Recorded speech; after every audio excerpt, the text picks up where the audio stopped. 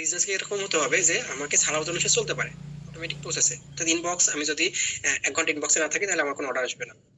তার মানে হলো কি ওখানে এখনো পর্যন্ত আমরা একজন চাকরিজীবী হয়ে থেকে গেলাম। মানে আমি একজন চ্যাট অপারেটর, আমি আসলে এখনো বিজনেসম্যান হতে পারিনি। বিজনেস এই লেভেলে হতে হবে যে আমি ওখানে থাকবো না কিন্তু এটা চলবে। তার জন্য আমরা কি করব, আমরা সিস্টেম ভাড়া করব। এই সিস্টেমের মধ্যে যেমন বিভিন্ন টুলস হতে পারে, ঠিক এখানে মানুষও হতে পারে। আপনি যে মনে আপনি ধরলেন যে আপনার পেজের মধ্যে আপনি দুজন মডারেটর রেখে দিয়েছেন। এখন ওই দুজন মডারেটরের কাজ কি, তারা যত মেসেজ আসবে সবগুলোর উত্তর দিবে এবং দিয়ে অর্ডার নিবে। তো ওরা কি করছে, আপনার জন্য টুলস হিসেবে কাজ করছে। এখন ওই দুজন মডারেটর আপনি নিলেন, তাদেরকে হয়তো আপনি 10,000 টাকা করে 20,000 টাকা আপনি স্যালারি দিচ্ছেন। এই 20,000 টাকার জায়গাতে আমরা কি করতে পারি, আমরা একটা টুলস ইউজ করতে পারি যেটাতে হবে কি, যে সে ওই মানুষদের ক্ষেত্রে কি হতে পারে যে তাদেরকে 20,000 দিতে হচ্ছে কিন্তু 20,000 থেকে অনেক কম খরচে আমরা কি করতে পারতেছি, আমরা একবার খরচ করে আমরা একটা যে কোনো একটা টুলস বানিয়ে নিতে পারি, যেগুলোকে আমরা বলি আসলে ওয়েবসাইট। আমি একটা ওয়েবসাইট বানিয়ে নিচ্ছি, এরপরে হলো কি যে আমাকে ওইখানে আর ইনভেস্ট করতে হচ্ছে না। দুজন মানুষকে আমাকে প্রতি মাসে 20,000 করে দিতে হবে। কিন্তু এখানে আমি একবার যদি খরচ করে একটা টুলস বানিয়ে নিই তাহলে ওর ক্ষেত্রে হবে কি, ওর মাসে মাসে হয়তো আমার একটা টুলসের যেমন কিছু তেল দরকার হতে পারে, একটা জেনারেটরের পিছনে তেল লাগে, এরকম হতে পারে কি এর পিছনে আমার তো কিছুটা হোস্টিং খরচ লাগতে পারে।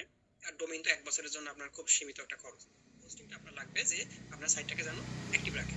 তো ওই যে অল্প কিছু ফুয়েল আপনি দিলেন আর বাকিটা আপনার অটোমেটিক ভাবে চলতেছে। তো এটা হলো কি আপনার অটোমেটেড সিস্টেমের শুরুটা। আপনি ফেসবুকের ম্যানুয়াল প্রসেস থেকে অটোমেটেড সিস্টেমে পা দিলেন। এরপর এই অটোমেটেড সিস্টেম কিভাবে চলবে, আপনার অর্ডার বা কাস্টমার আসবে কিভাবে, আপনার একটা ফানেল থাকবে। ওই ফানেলের শুরু থাকবে এবং শেষ যাওয়া থাকবে। ফানেলের মাথাটা যেমন মোটা থাকে, ওখানে অনেক মানুষ এসে ঢুকলো কিন্তু বের হবে কারা, অল্প কিছু মানুষ। কারণ সবাই আপনার প্রোডাক্ট কিনবে না, কারণ সবাই আপনার কাস্টমার না।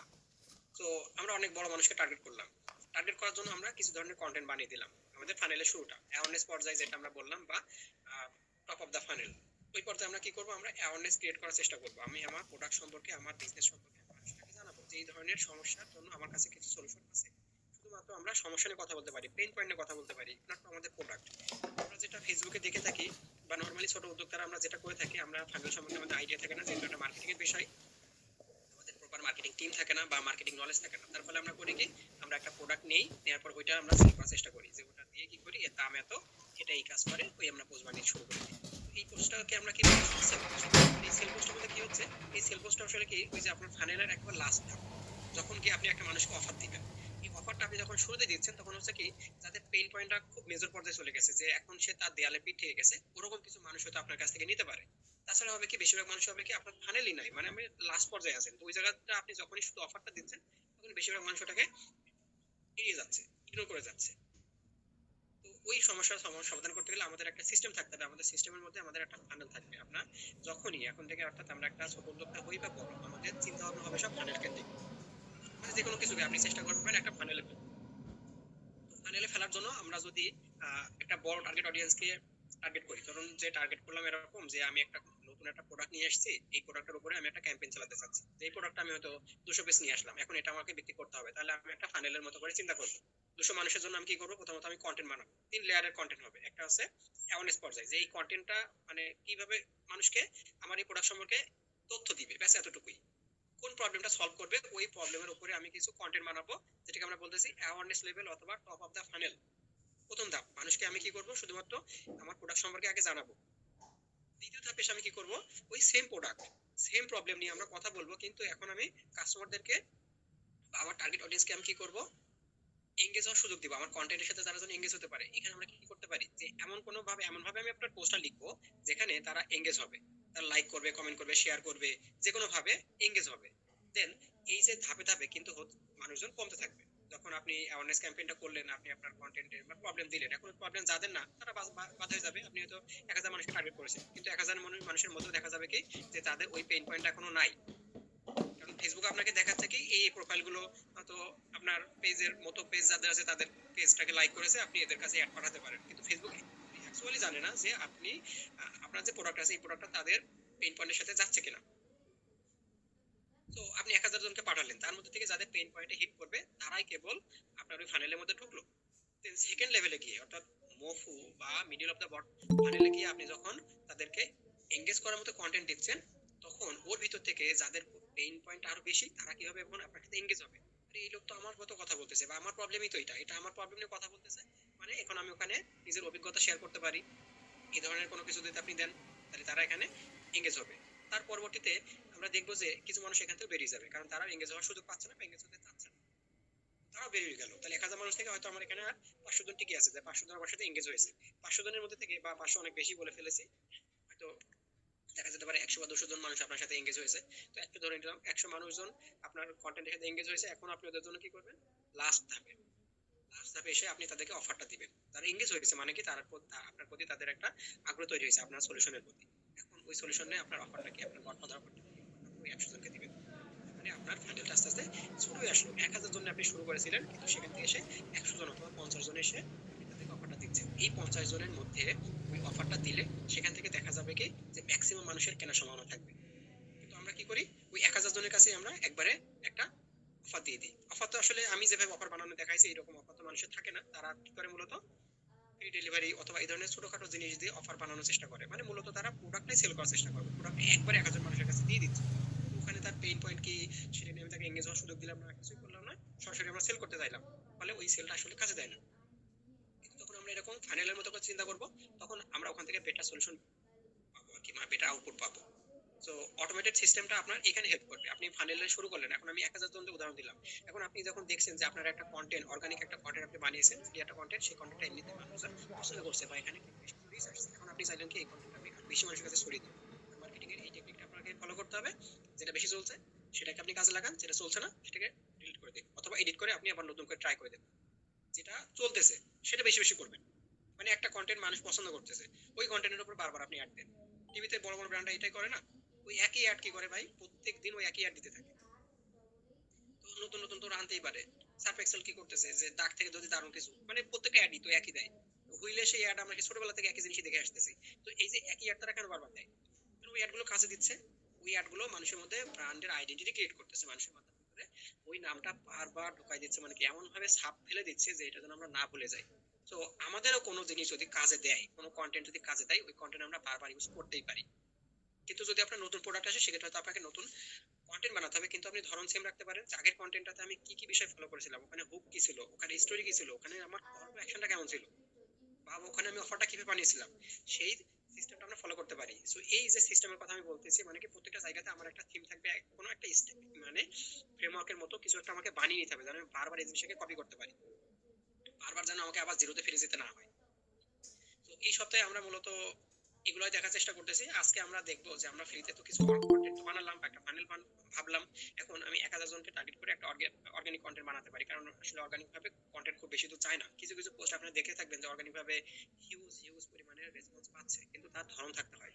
যেমন কিছু এঙ্গেজমেন্ট টাইপের পোস্ট থাকে। যেমন গতদিন আমার সামনে একটা গ্রুপ আসলো, ওই পোস্টটা দেখে আমি আসলে অবাক হয়ে গেছি। মাত্র 20 ঘন্টাতে সেখানে প্রায় 40,000-এর মতো লাইক এবং 92,000 প্লাস কমেন্ট আছে।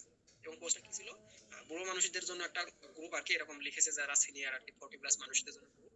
এবং সেখানে কোলা টাইপের একটা কিছু দিয়েছে, মানে আমি হয়তো পরে ফাইলে ছবিটা শেয়ার করবো আপনাদের সাথে, যে এই জিনিসের নাম কি সেটা বলতে বলা হয়েছে আর কি। তো এরকম জিনিস দিলে কি হয়, মানুষ এটাকে চ্যালেঞ্জ হিসেবে নেয়, যে খুব সহজ জিনিস। আবার অনেকে হয়তো নাম জানে না, কারণ একা কনসোলে এটা এই একটা জিনিস দেওয়া হয়েছে যেটার নাম একা কনসোলে এক এক রকম হবে। ফলে মানুষ এখানে ধুমায় কমেন্ট করছে, 90,000-এর বেশি কমেন্ট, তাও প্রায় মানে 20 ঘন্টার মধ্যে এই অবস্থা। তো আপনি একটা সেল পোস্ট দিবেন, ওই সেল পোস্টে কি এরকমের কমেন্ট পসিবল? না, এটা কখনোই পসিবল না, কারণ সেল পোস্ট মানুষ ইগনোর করে। সেল পোস্ট কেন আমরা পছন্দ করবো? আপনি প্রোডাক্ট বিক্রি করার চেষ্টা করতেছেন, মানে আপনি আমার পকেট থেকে টাকা নিয়ে চেষ্টা করতেছেন। তো এটা তো আমি আসলে পছন্দ করবো না। কিন্তু যখন আপনি আপনার সমস্যার সমাধান দিবেন, তখন ভাই আমি এটা পছন্দ করবো। আমরা ব্র্যান্ডের অ্যাড দেখি, কারণ ওরা আমাদের সমস্যার সমাধান দেয়। আর আমরা যখন পোস্ট করি, তখন আমরা মানুষের কাছে বেচার ট্রাই করি। এই জন্য ওরা আমাদের জিনিস দেখে না, কিন্তু আমরা নিজের আবার কি ওদের এই যে ব্র্যান্ডের অ্যাড গুলো বসে বসে আমরা দেখি। তো এই পার্থক্যটুকু আমাকে বুঝতে হবে, যে আমি যে জিনিসটা বানাচ্ছি, যে পোস্ট আমি দিচ্ছি, এই পোস্ট আমি কারো সমস্যার সমাধান করছি, নাকি আমি বেচার চেষ্টা করতেছি। আপনি বেচার চেষ্টা করবেন, মানুষ আপনার থেকে পালাই যাবে। আমরা যেমন হকার দেখলে পালাই, বা হকার থেকে আমরা এড়াই যাওয়ার চেষ্টা করি, এই বিষয়টা ঠিক তেমন। তো আজকে তৃতীয় সেশনে তাহলে কি থাকবে, পেইড মার্কেটিং এবং স্কেলিং। পেইড মার্কেটিং অর্থাৎ আমরা অর্গানিক মার্কেটিং দেখলাম, আমরা ফানেল তৈরি করলাম, ফানেলের মধ্যে দিয়ে আপনার ফানেলের ভিতর দিয়ে অনেক মানুষজন আসলো, মানে আপনি 1000 জনের কাছে অর্গানিক ভাবে একটা পোস্ট দেখে নিয়েছেন, যেটা চাহিদা কেমন বা এটাতে মানুষ কেমন রেসপন্স করে। এখন আপনি বুঝলেন যে এই কন্টেন্ট আপনার কাজে দিবে। সো এখন আপনি কি করতে পারেন, এই কন্টেন্ট আপনি আরো বেশি মানুষের কাছে পৌঁছে দিতে পারেন, আপনি ফেসবুকে অ্যাড দিতে পারেন। তো এখন আপনি যদি অ্যাড দিতে চান, এবং অ্যাড মানে আসলে কি, স্কেল করা। আপনি আগে 1000 জনের কাছে দেখাচ্ছিলেন, সেখান থেকে হয়তো আপনাকে 10 জন মানুষ নক দিচ্ছে, ওখান থেকে হয়তো 4-5 জন মানুষ আপনার কাছ থেকে কিনছে, আর হয়তো আপনি এরকম করে একটা অর্ডার পাচ্ছেন। দেন তাহলে সেখানে কি আরো বেশি মানুষ দেখবে। 1000 জনের একজন যদি 10 জন নক দেয়, 10,000 জনে আরো বেশি মানুষ নক দিবে। এবং বেশি মানুষ নক দেওয়া মানে কি, যদি 100 জন মানুষ আপনাকে পার ডে মেসেজ করে, আপনি কি সেই 100 জনকে রিপ্লাই করার মতন ক্যাপাবিলিটি রাখেন? আপনার কি ওই সিস্টেম আছে?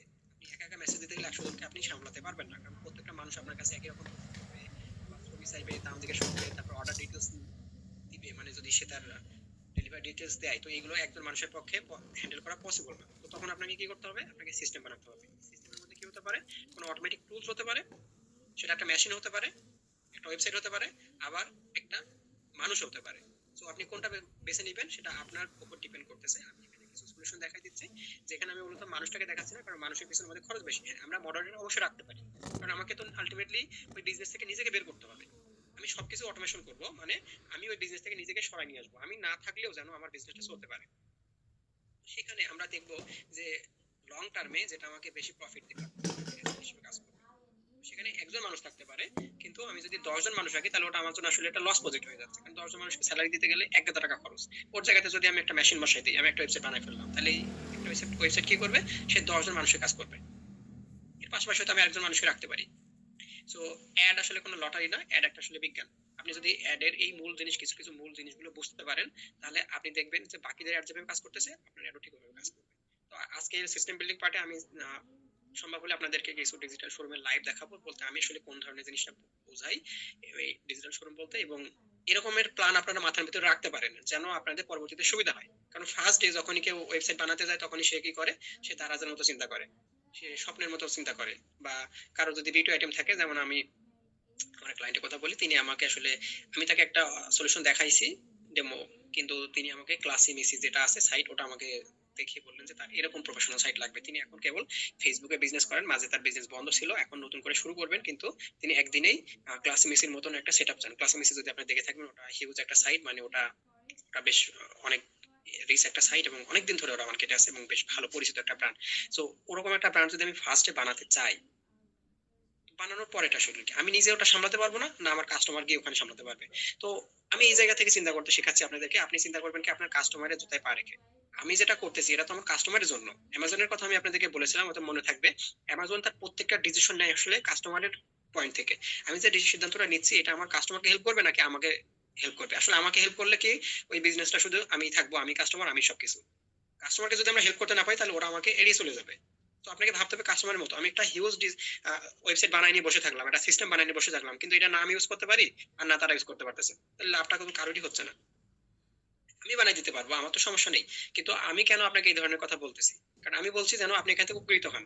শুধু শুধু এরকম একটা জিনিস আমি আপনাকে বানাই দিলাম, কিন্তু এখান থেকে আপনার কোনো লাভ আসতেছে না, তাহলে আলটিমেটলি হবে কি, কিছুদিন পরে এসে আপনি আমাকে গালি দিবেন যে ভাই কি দিয়েছেন, এটাতে কোনো কাজ হইতেছে, কাজ হচ্ছে না, বা এখান থেকে সেল নাই। যে গ্রুপগুলোতে আমরা দেখি যে মার্চেন্টরা শুধুমাত্র কমপ্লেন করতে থাকে, এটা থেকে সেল নাই, ওটা থেকে সেল নাই, অনেকে বলে ওয়েবসাইট থেকে সেল আসতেছে না, কিন্তু তার মেসেজ ক্যাম্পেইন চলে আসতেছে।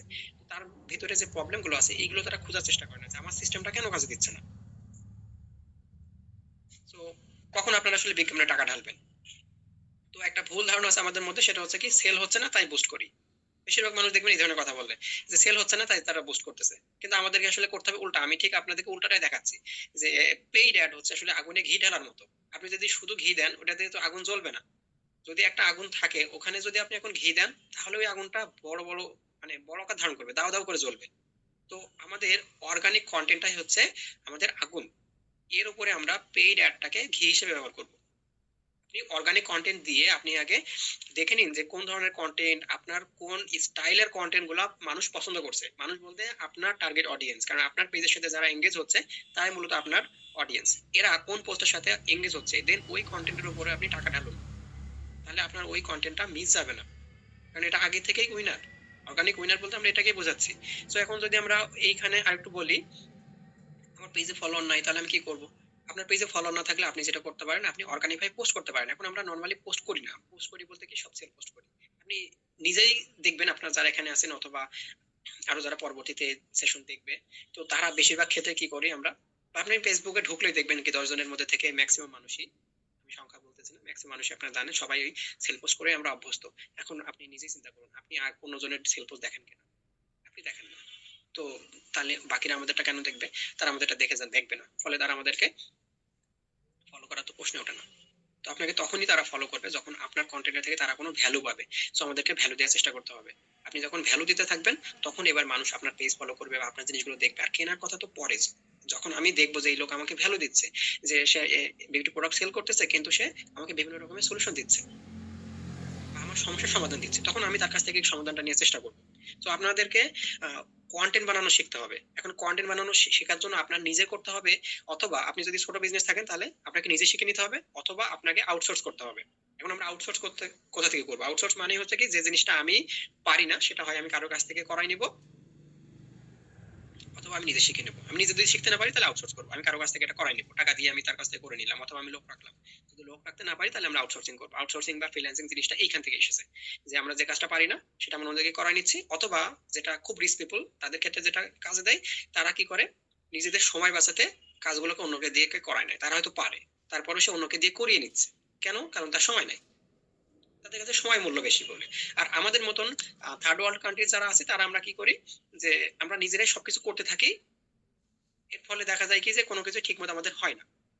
তো আপনি বিজ্ঞাপনে তখনই টাকা ঢালবেন যখন দেখবেন যে আপনার অর্গানিক সিস্টেম কাজ করছে। যখন আপনি দেখলেন যে আপনার অর্গানিক ভাবেই পার ডে কিছু সেল আসছে, তখন আপনি চিন্তা করুন যে এবার আমি বুস্টিং এ যাবো বা এবার আমি পেইড অ্যাডে যাবো। এর আগে না, আসলে আপনার কোনো পেজের মধ্যে কোনো সেল নাই, মানুষ আপনাকে চেনে না, জানে না, এখন আপনি দুমদাম যদি অ্যাড দিয়ে শুরু করে দেন তাহলে ওটা আসলে একটা ভুল অ্যাপ্রোচ। আমি ওটাকে সাজেস্ট করছি না, বা আমি না করতে বলবো।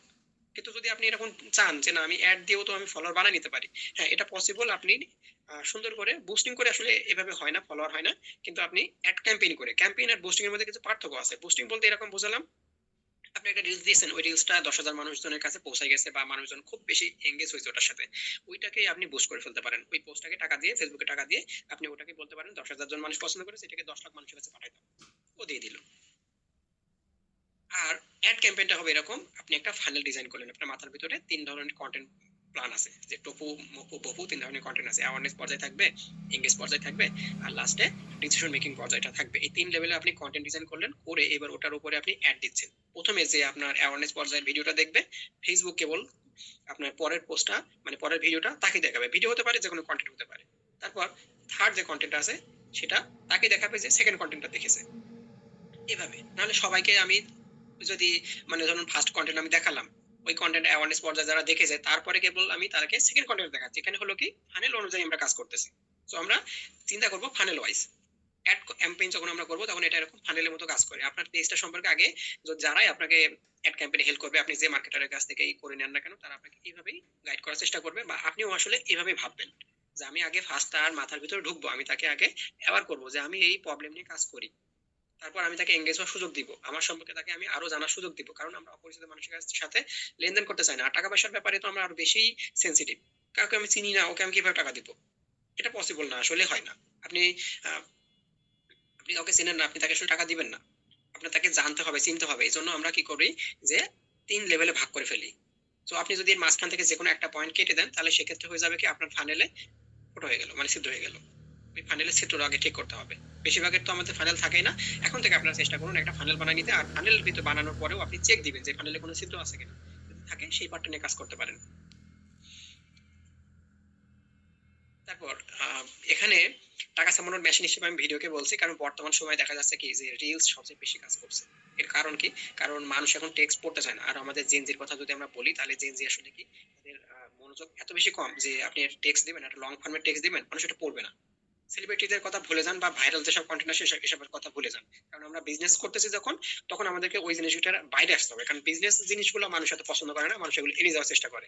কিন্তু কোনো কন্টেন্টের ভিতরে আমি কিছু কন্টেন্ট এক্ষুনি দেখাবো, যে এই কন্টেন্ট গুলো দেখবেন যে ব্যাপক পরিমাণে এগুলো এঙ্গেজমেন্ট।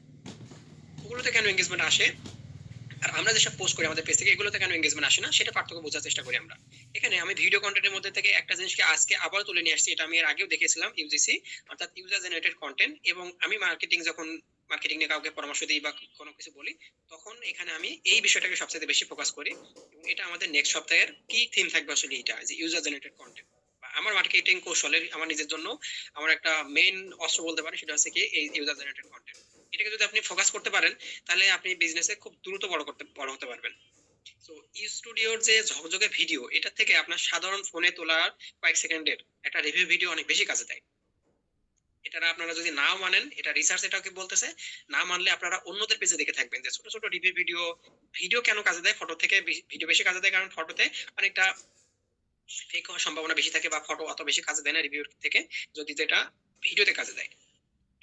ফটো কাজে দেয়, রিভিউ ফটো কাজে দেয়, কিন্তু যদি ছোটখাটো রিভিউ ভিডিও করে দেওয়া যেতে পারে তাহলে এটা আরো বেশি কাজে দেয়, মানে 10 গুণ বেশি সেল নিয়ে আসতে পারে এটা। কারণ মানুষ কি করে, মানুষ বিজ্ঞাপন দেখতে আসলে ঘৃণা করে, মানুষ বিজ্ঞাপন দেখতে ঘৃণা করে, কিন্তু মানুষ অন্য মানুষের পছন্দ মানে অভিজ্ঞতা যেটা আছে, আরেকজনের এক্সপিরিয়েন্স কি সেটা দেখতে আবার পছন্দ করে, আরেকজনের এক্সপিরিয়েন্স জানতে তারা পছন্দ করে। কোরা বলে একটা প্ল্যাটফর্ম আছে, কোরা.com, এটার বাংলা প্ল্যাটফর্ম একটা আছে, আপনারা যদি কখনো সুযোগ হয় এই প্ল্যাটফর্মটাতে মাঝে মধ্যে ঘুরে দেখবেন। ওখানে সিস্টেমটা সেরকম, কোরা বলতে আমরা বুঝেছি কোরা বলে আর কি। তো কোরাতে যেটা হয়, মানুষ প্রশ্ন করতে পারে, অন্যরা উত্তর দিতে পারে। তো আপনি একটা প্রশ্ন করার পরে আপনি এই প্রশ্নের উত্তর দেওয়ার জন্য বিভিন্ন যারা ওখানে ইউজার আছে তাদেরকে আপনি রিকোয়েস্ট করতে পারবেন যে তারা এই প্রশ্নের অ্যান্সার দিবে, আবার আপনি অন্যদের প্রশ্নের অ্যান্সার দিতে পারবেন বা অন্যরা আপনাকে রিকোয়েস্ট করবে। তো ওই প্ল্যাটফর্মটাতে আপনি দেখবেন যে এই যে কথাটা আমি এখন বললাম এটাকে সাপোর্ট করে কিভাবে এই প্ল্যাটফর্মটা দাঁড়ায় উঠছে, এবং এই প্ল্যাটফর্মটা এখন বলা যায় যে খুবই টপ লেভেলের একটা সোশ্যাল মিডিয়া। তো সোশ্যাল মিডিয়া না আসলে ওটা, কিন্তু এটা খুবই পপুলার একটা মিডিয়া বা একটা প্ল্যাটফর্ম যেখানে প্রশ্ন এবং উত্তর দেওয়া যেতে পারে। তো ওটা আসলে আমাদের বিজনেসম্যানদের জন্য না মূলত, কিন্তু ওখানেও বিজনেস করা যেতে পারে, ওখানে ওয়ে আছে। তো ওখানে আপনারা এই একটা জিনিস ওখানে পাবেন, সেটা হচ্ছে অন্য মানুষের অভিজ্ঞতা। মানুষ ওই জায়গায় এটা পছন্দ করে, ফেসবুকে এটা হয় না। ফেসবুকে যদি কেউ কারো অভিজ্ঞতা বলে সেটা পছন্দ করে, কিন্তু ফেসবুকের বিষয়টা একটু ভিন্ন। ওইখানে দেখবেন যে ফুললি এই জিনিসের উপর ওটা তৈরি হয়েছে। মানুষ প্রশ্ন করতেছে, প্রশ্নের উত্তরে কি দিচ্ছে, যে সে তার এক্সপিরিয়েন্স থেকে লিখছে। আমাকে একটা প্রশ্ন বললো, আমি ওই প্রশ্নের উত্তর কিভাবে দিচ্ছি, আমি আমার অভিজ্ঞতার আলোকে লিখছি যে এই জিনিস এই আমিও ফেস করেছি, ওখান থেকে আমি কি শিখেছি। এটা মানুষ খুব বেশি পছন্দ করে। তো আপনি যখন আপনার বিজ্ঞাপনের কন্টেন্টটা এই ধরনের বানাবেন, তখন দেখবেন যে এই কন্টেন্ট গুলো মানুষ পছন্দ করতেছে, কারণ সেটাকে খুব সহজেই সে তার নিজের সাথে রিলেট করতে পারে, নিজের সাথে সে মিলাইতে পারতেছে। যে এই যে মেলানো নিজের সাথে এই যে ব্যাপারটা, এটা আমি নেক্সট সেশনে বোঝাবো, অর্থাৎ নেক্সট যে পঞ্চম সেশন থাকতেছে ওইটার মধ্যে এখানে আমি একটা থিওরি আপনাদেরকে আসলে বোঝানোর চেষ্টা করবো যে এগুলো কেন কাজে দেয়, আসলে কেন ইউজিসি বা এই ধরনের কন্টেন্ট গুলো কাজে দেয়, বা এগুলো আমাদের অ্যাডাপ্ট করা উচিত, এগুলো আমাদের শেখা উচিত। অন্য মানুষের অভিজ্ঞতা দেখতে আমরা কেন পছন্দ করি, মানুষের এখানে একটা সাইকোলজিক্যাল ব্যাপার আছে, খুবই ছোট একটা ব্যাপার হতে পারে, কিন্তু আমরা এটা নেক্সট সেশনের মধ্যে ডিটেলসে দেখবো। তো আপনারা যখন রিলস বানাবেন অথবা ভিডিও বানাবেন অথবা ক্যাম্পেইনে যাবেন, তখন আপনারা চেষ্টা করতে পারেন কি যে আপনার 3 লেভেলের যে কন্টেন্ট থাকতেছে, অ্যাওয়ারনেস বা এঙ্গেজমেন্ট এবং লাস্টে যেটা ডিসিশন মেকিং, এই 3 লেভেলের যে কোনো এক জায়গাতে ইউজার জেনারেটেড কন্টেন্ট একটা রাখতে। মানে সব যাবার না আপনাকে রিভিউ রাখতে হবে এরকম না, আপনি ফার্স্ট ডে আপনি মানুষকে রিভিউ দেখাবেন না, আপনি আগে প্রবলেম নিয়ে মানুষকে একটা ভিডিও দেখালেন, আপনি নিজের মধ্যে একটা কন্টেন্ট বানালেন, তারপরে মিডল পর্যায়ে এসে এঙ্গেজ হওয়ার মতো পর্যায়ে এসে অথবা ডিসিশন মেকিং পর্যায়ে এসে আপনি এই ভিডিও দেখাতে পারেন যে অন্যরা আমাদের কাছ থেকে কিনেছে, তাদের রিভিউ এই। অর্থাৎ আমরা 10,000 মানুষকে টার্গেট করে একটা ফানেল ছেড়ে দিলাম, বা আমরা একটা অ্যাড ক্যাম্পেইন ছাড়লাম। এখন 10,000 মানুষকে টার্গেট করার ফলে হলো কি, 10,000 এর মধ্যে থেকে দেখলাম কি 5,000 মানুষ এঙ্গেজ হয়েছে আমাদের কন্টেন্টের সাথে। ওদেরকে আমরা কি করলাম, আরো কিছু ভিডিও দিলাম বা কিছু কন্টেন্ট দেখালাম, আরো একটু এঙ্গেজ হওয়ার সুযোগ দিলাম। তারপর যখন ওরা ডিসিশন মেক করতে যাচ্ছে, তখন দেখলাম কি 10,000 থেকে 1,000 মানুষ আসছে যারা আমাদের লাস্টে মানে এঙ্গেজ হয়েছে এবং এখন ডিসিশন মেকিং এর পর্যায়ে আছে। সো ওই 1,000 মানুষকে যেন আমরা কনফার্ম করতে পারি, তার জন্য আমরা তাদেরকে একটা গডফাদার অফার দিব। ওই অফারের পর্যায়ে বা আগে পরে আমরা ওইখানে কি করতে পারি, তাদেরকে আমরা এই একটা ইউজার রিভিউ ভিডিও দেখাতে পারি যে দেখুন আমাদের কাছ থেকে এরাও কিনেছে। তখন হলো কি ওরা মিস দিবে না, বা আপনি এটা আরো একটু আগে পর্যায়েও দেখাতে পারেন। তো এখানে আমি কিছু গ্রুপ থেকে পোস্ট তুলে নিয়ে এসেছি। এই পোস্ট গুলো হচ্ছে যে সবই ইউজার জেনারেটেড কন্টেন্ট। কন্টেন্টের ধরন নিয়ে আসলে জাজ করবেন না। আমি মানে এটা যেহেতু স্কিন কেয়ার রিভিউ, তো আমি এখানে আমি সামনে যে কয়টা পেয়েছিলাম সবগুলো আমি নিয়ে এসেছি। কিছু কন্টেন্ট থাকতে পারে ইনঅ্যাপ্রোপ্রিয়েট, বাট আমি আসলে দেখানোর জন্য যে এই কন্টেন্ট গুলোতে কেন এই ধরনের এত বেশি এঙ্গেজমেন্ট আসে। এটা আসলে বাংলাদেশ একটা গ্রুপ আছে স্কিন কেয়ার প্রোডাক্ট রিভিউ, এই গ্রুপ থেকে আপনারা যদি মেম্বার থাকেন তাহলে হয়তো আপনারা দেখতে পাবেন। তো প্রথম যে পোস্ট এখানে আছে এই পোস্টটা আসলে কেমন, যে এটা 20 ঘন্টা এবং এটাতে এঙ্গেজমেন্ট দেখুন যে 311টা লাইক আছে, 381 কমেন্ট আছে। এটা খুব মানে সাধারণ না, মানে এটা অনেক বেশি এঙ্গেজমেন্ট। এই যে 380 কমেন্ট এবং 300+ লাইক, এর জন্য কয়েক মিলিয়ন রিচ হতে হয় ফেসবুকে, নাহলে হয় না। কারণ মানুষ দেখা যায় কি যে 1 লাগে নরমালি। আমি আমার যেসব পোস্ট গুলোতে আমি হয়তো আপনাদেরকে পরবর্তীতে ডাটা পার্টে আমি কি দেখাবো যে রেশিওটা কেমন হয়। আসলে নরমালি এই ধরনের বিজনেস টাইপের জিনিসগুলোতে হয় কি যে 1 লাখ মানুষের কাছে গেলে তাহলে হয়তো দেখা যাবে যে আপনি কয়েকশো আপনি ওখান থেকে লাইক টাইক পাইতেছেন। এইভাবে কাজ করে ফেসবুকে মূলত। এবং এটা আবার কেন এইভাবে কাজ করে এটা আমি লাস্টের দিকে দেখাবো যে ফেসবুকের কাজ। আমি যেমন কাস্টমারদের 3টা ক্যাটাগরি আপনাদেরকে দেখাইছিলাম, যে কোল্ড ট্রাফিক, ওয়ার্ম ট্রাফিক এবং হট ট্রাফিক ফেসবুকের নিজস্ব কাজ ভাবেও আপনার এরকম কাস্টমারদের ডাটা বানানো আছে, প্রোফাইল বানানো আছে, আমার প্রোফাইলও আছে, আপনার প্রোফাইলও আছে, মানে আমরা যে ফেসবুকে যে প্রোফাইল থেকে এই প্রোফাইল না, ওরা জানে যে আসলে আমি আমার অনলাইনের বাইং হ্যাবিটটা কেমন, আপনার কেমন, এর উপর ভিত্তি করে কিছু জিনিস আছে যেটা আমরা লাস্ট দিকে দেখবো। তো এই যে প্রথম পোস্ট আমি দেখলাম, এই পোস্টটাতে বলছে কি একজন তার অভিজ্ঞতা শেয়ার করেছে, সে একটা লিপস্টিক কিনেছে, এই লিপস্টিকটা ব্যবহার ফলে সে কি রকমের এক্সপিরিয়েন্স পেয়েছে সেটা সেখানে লিখেছে, এবং দেখুন ওখানে 380টা কমেন্ট, মানে কি এতগুলো মানুষ তারাও নিশ্চয়ই এরকম এক্সপিরিয়েন্স ফেস করেছে, তারা এখানে এসে সহমর্মিতা জানাইছে অথবা এটাকে সাপোর্ট করেছে। তো এই ধরনের কন্টেন্ট আপনি হয়তো কাস্টমারের পেইন পয়েন্ট খুঁজে পাচ্ছেন না, ফেসবুকে বহুত গ্রুপ আছে যেসব গ্রুপে এসে মানুষ রিভিউ দেয়, আপনি ওই গ্রুপে যান, ওই সারাদিন ওই গ্রুপে পড়ে থাকেন, আপনি রিভিউ পাচ্ছেন না, আপনি কন্টেন্ট বানানোর উপায় খুঁজে পাচ্ছেন না, আপনি এখানে যান। এই যে সেকেন্ড পোস্টটা দেখুন, এখানে কি করছে, অর্ডিনারি এবং সেন্ট্রালের মধ্যে একটা অনেকটা কম্প্যারিজনের জন্য একজন হয়তো একটা পোস্ট দিয়েছে, তো ওগুলো ওইটার মধ্যে দেখুন যে 100 প্লাস কমেন্ট আছে, তো এই কমেন্টের মধ্যে কারা জিতছে, বেশিরভাগই অর্ডিনারিকে জিতাই দিয়েছে। তো এই যে জিনিসগুলো দিছে এগুলো কেন চলতেছে। তারপর এখানে মেয়েদের পিরিয়ড নিয়ে একটা পোস্ট আছে, এখানে হয়েছে কি যে এই পোস্ট আপনি দেখুন, এটা 20 জন শেয়ার দিয়েছে, মানে মাত্র 2 দিনের মধ্যে তাও 20 জন শেয়ার দিয়েছে। এই ধরনের পোস্ট মানুষ শেয়ার কেন দিবে, একজন এই ধরনের প্রবলেমের কথা জানাইতেছে, তো এইগুলোতে কমেন্ট দেখুন 250-র মতো লাইক আছে, 200-র মতো এখানে কমেন্ট আছে, তো 200 কমেন্ট আপনি চিন্তা করুন তো আপনার কোনো পোস্টে 200 কমেন্ট আছে কিনা। আপনি একটা পেইড অ্যাড দিলেও দেখা যায় কি যে বুস্টিং করলেও ওটার মধ্যে আমরা 200 কমেন্ট আনতে পারি না, তো এই সমস্ত পোস্টের মধ্যে কেন দেয়, কারণ এইখানে হচ্ছে কি যে একজন তার প্রবলেম জানাচ্ছে, অন্যরা এসে এখানে তাকে হেল্প করার চেষ্টা করতেছে, অথবা সে তার এক্সপিরিয়েন্স জানাচ্ছে, অন্যরা এসে এখানে ওই এক্সপিরিয়েন্সের পার্ট হওয়ার চেষ্টা করতেছে। এটার উপরে আমাদের ফুললি আমি নেক্সট সেশনটা বা নেক্সট উইকটা এটার উপরেই থাকবে যে এইগুলো মানুষ আসলে কেন করে। তারপর লাস্টে আরেকটা আছে, এখানে দেখুন একটা ছেলে এই পোস্টটা দিয়েছে এবং সেখানেও 100টা কমেন্ট আছে, 20 ঘন্টার মধ্যে 100 প্লাস কমেন্ট আছে ওর মধ্যে। আমি শুধু কমেন্টের উপর ফোকাস করেছি কারণ কমেন্টে বেশি এঙ্গেজমেন্টটা বাড়ে।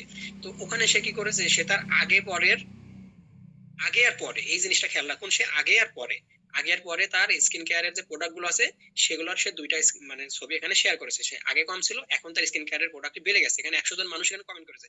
এখানে কমেন্ট করার কি আছে এখানে আসলে, এখানে কমেন্ট করার অনেক কিছু আছে, আপনারা এই গ্রুপগুলোতে যেতে পারেন, এই সমস্ত পোস্টগুলো দেখতে পারেন, আপনার যে প্রোডাক্ট আছে আপনার ওই প্রোডাক্ট রিলেটেড গ্রুপ খুঁজে বের করবেন যে এই প্রোডাক্ট রিলেটেড কোনো রিভিউ গ্রুপ আছে কিনা, বা অন্য কোনো বড় গ্রুপ আছে কিনা যেখানে ওরা যায়, মানে হচ্ছে কি যে আমি কোন গ্রুপে বেশিরভাগ সময় সময় দিই, আমি দেখবেন যে মার্চেন্ট গ্রুপটাতে বেশ ভালো সময় দিই, কারণ ওখানে মার্চেন্টরা যারা আছে এরা আমার আইডিয়াল টার্গেট কাস্টমার, মার্চেন্টাইজও আমার কাস্টমার হবে।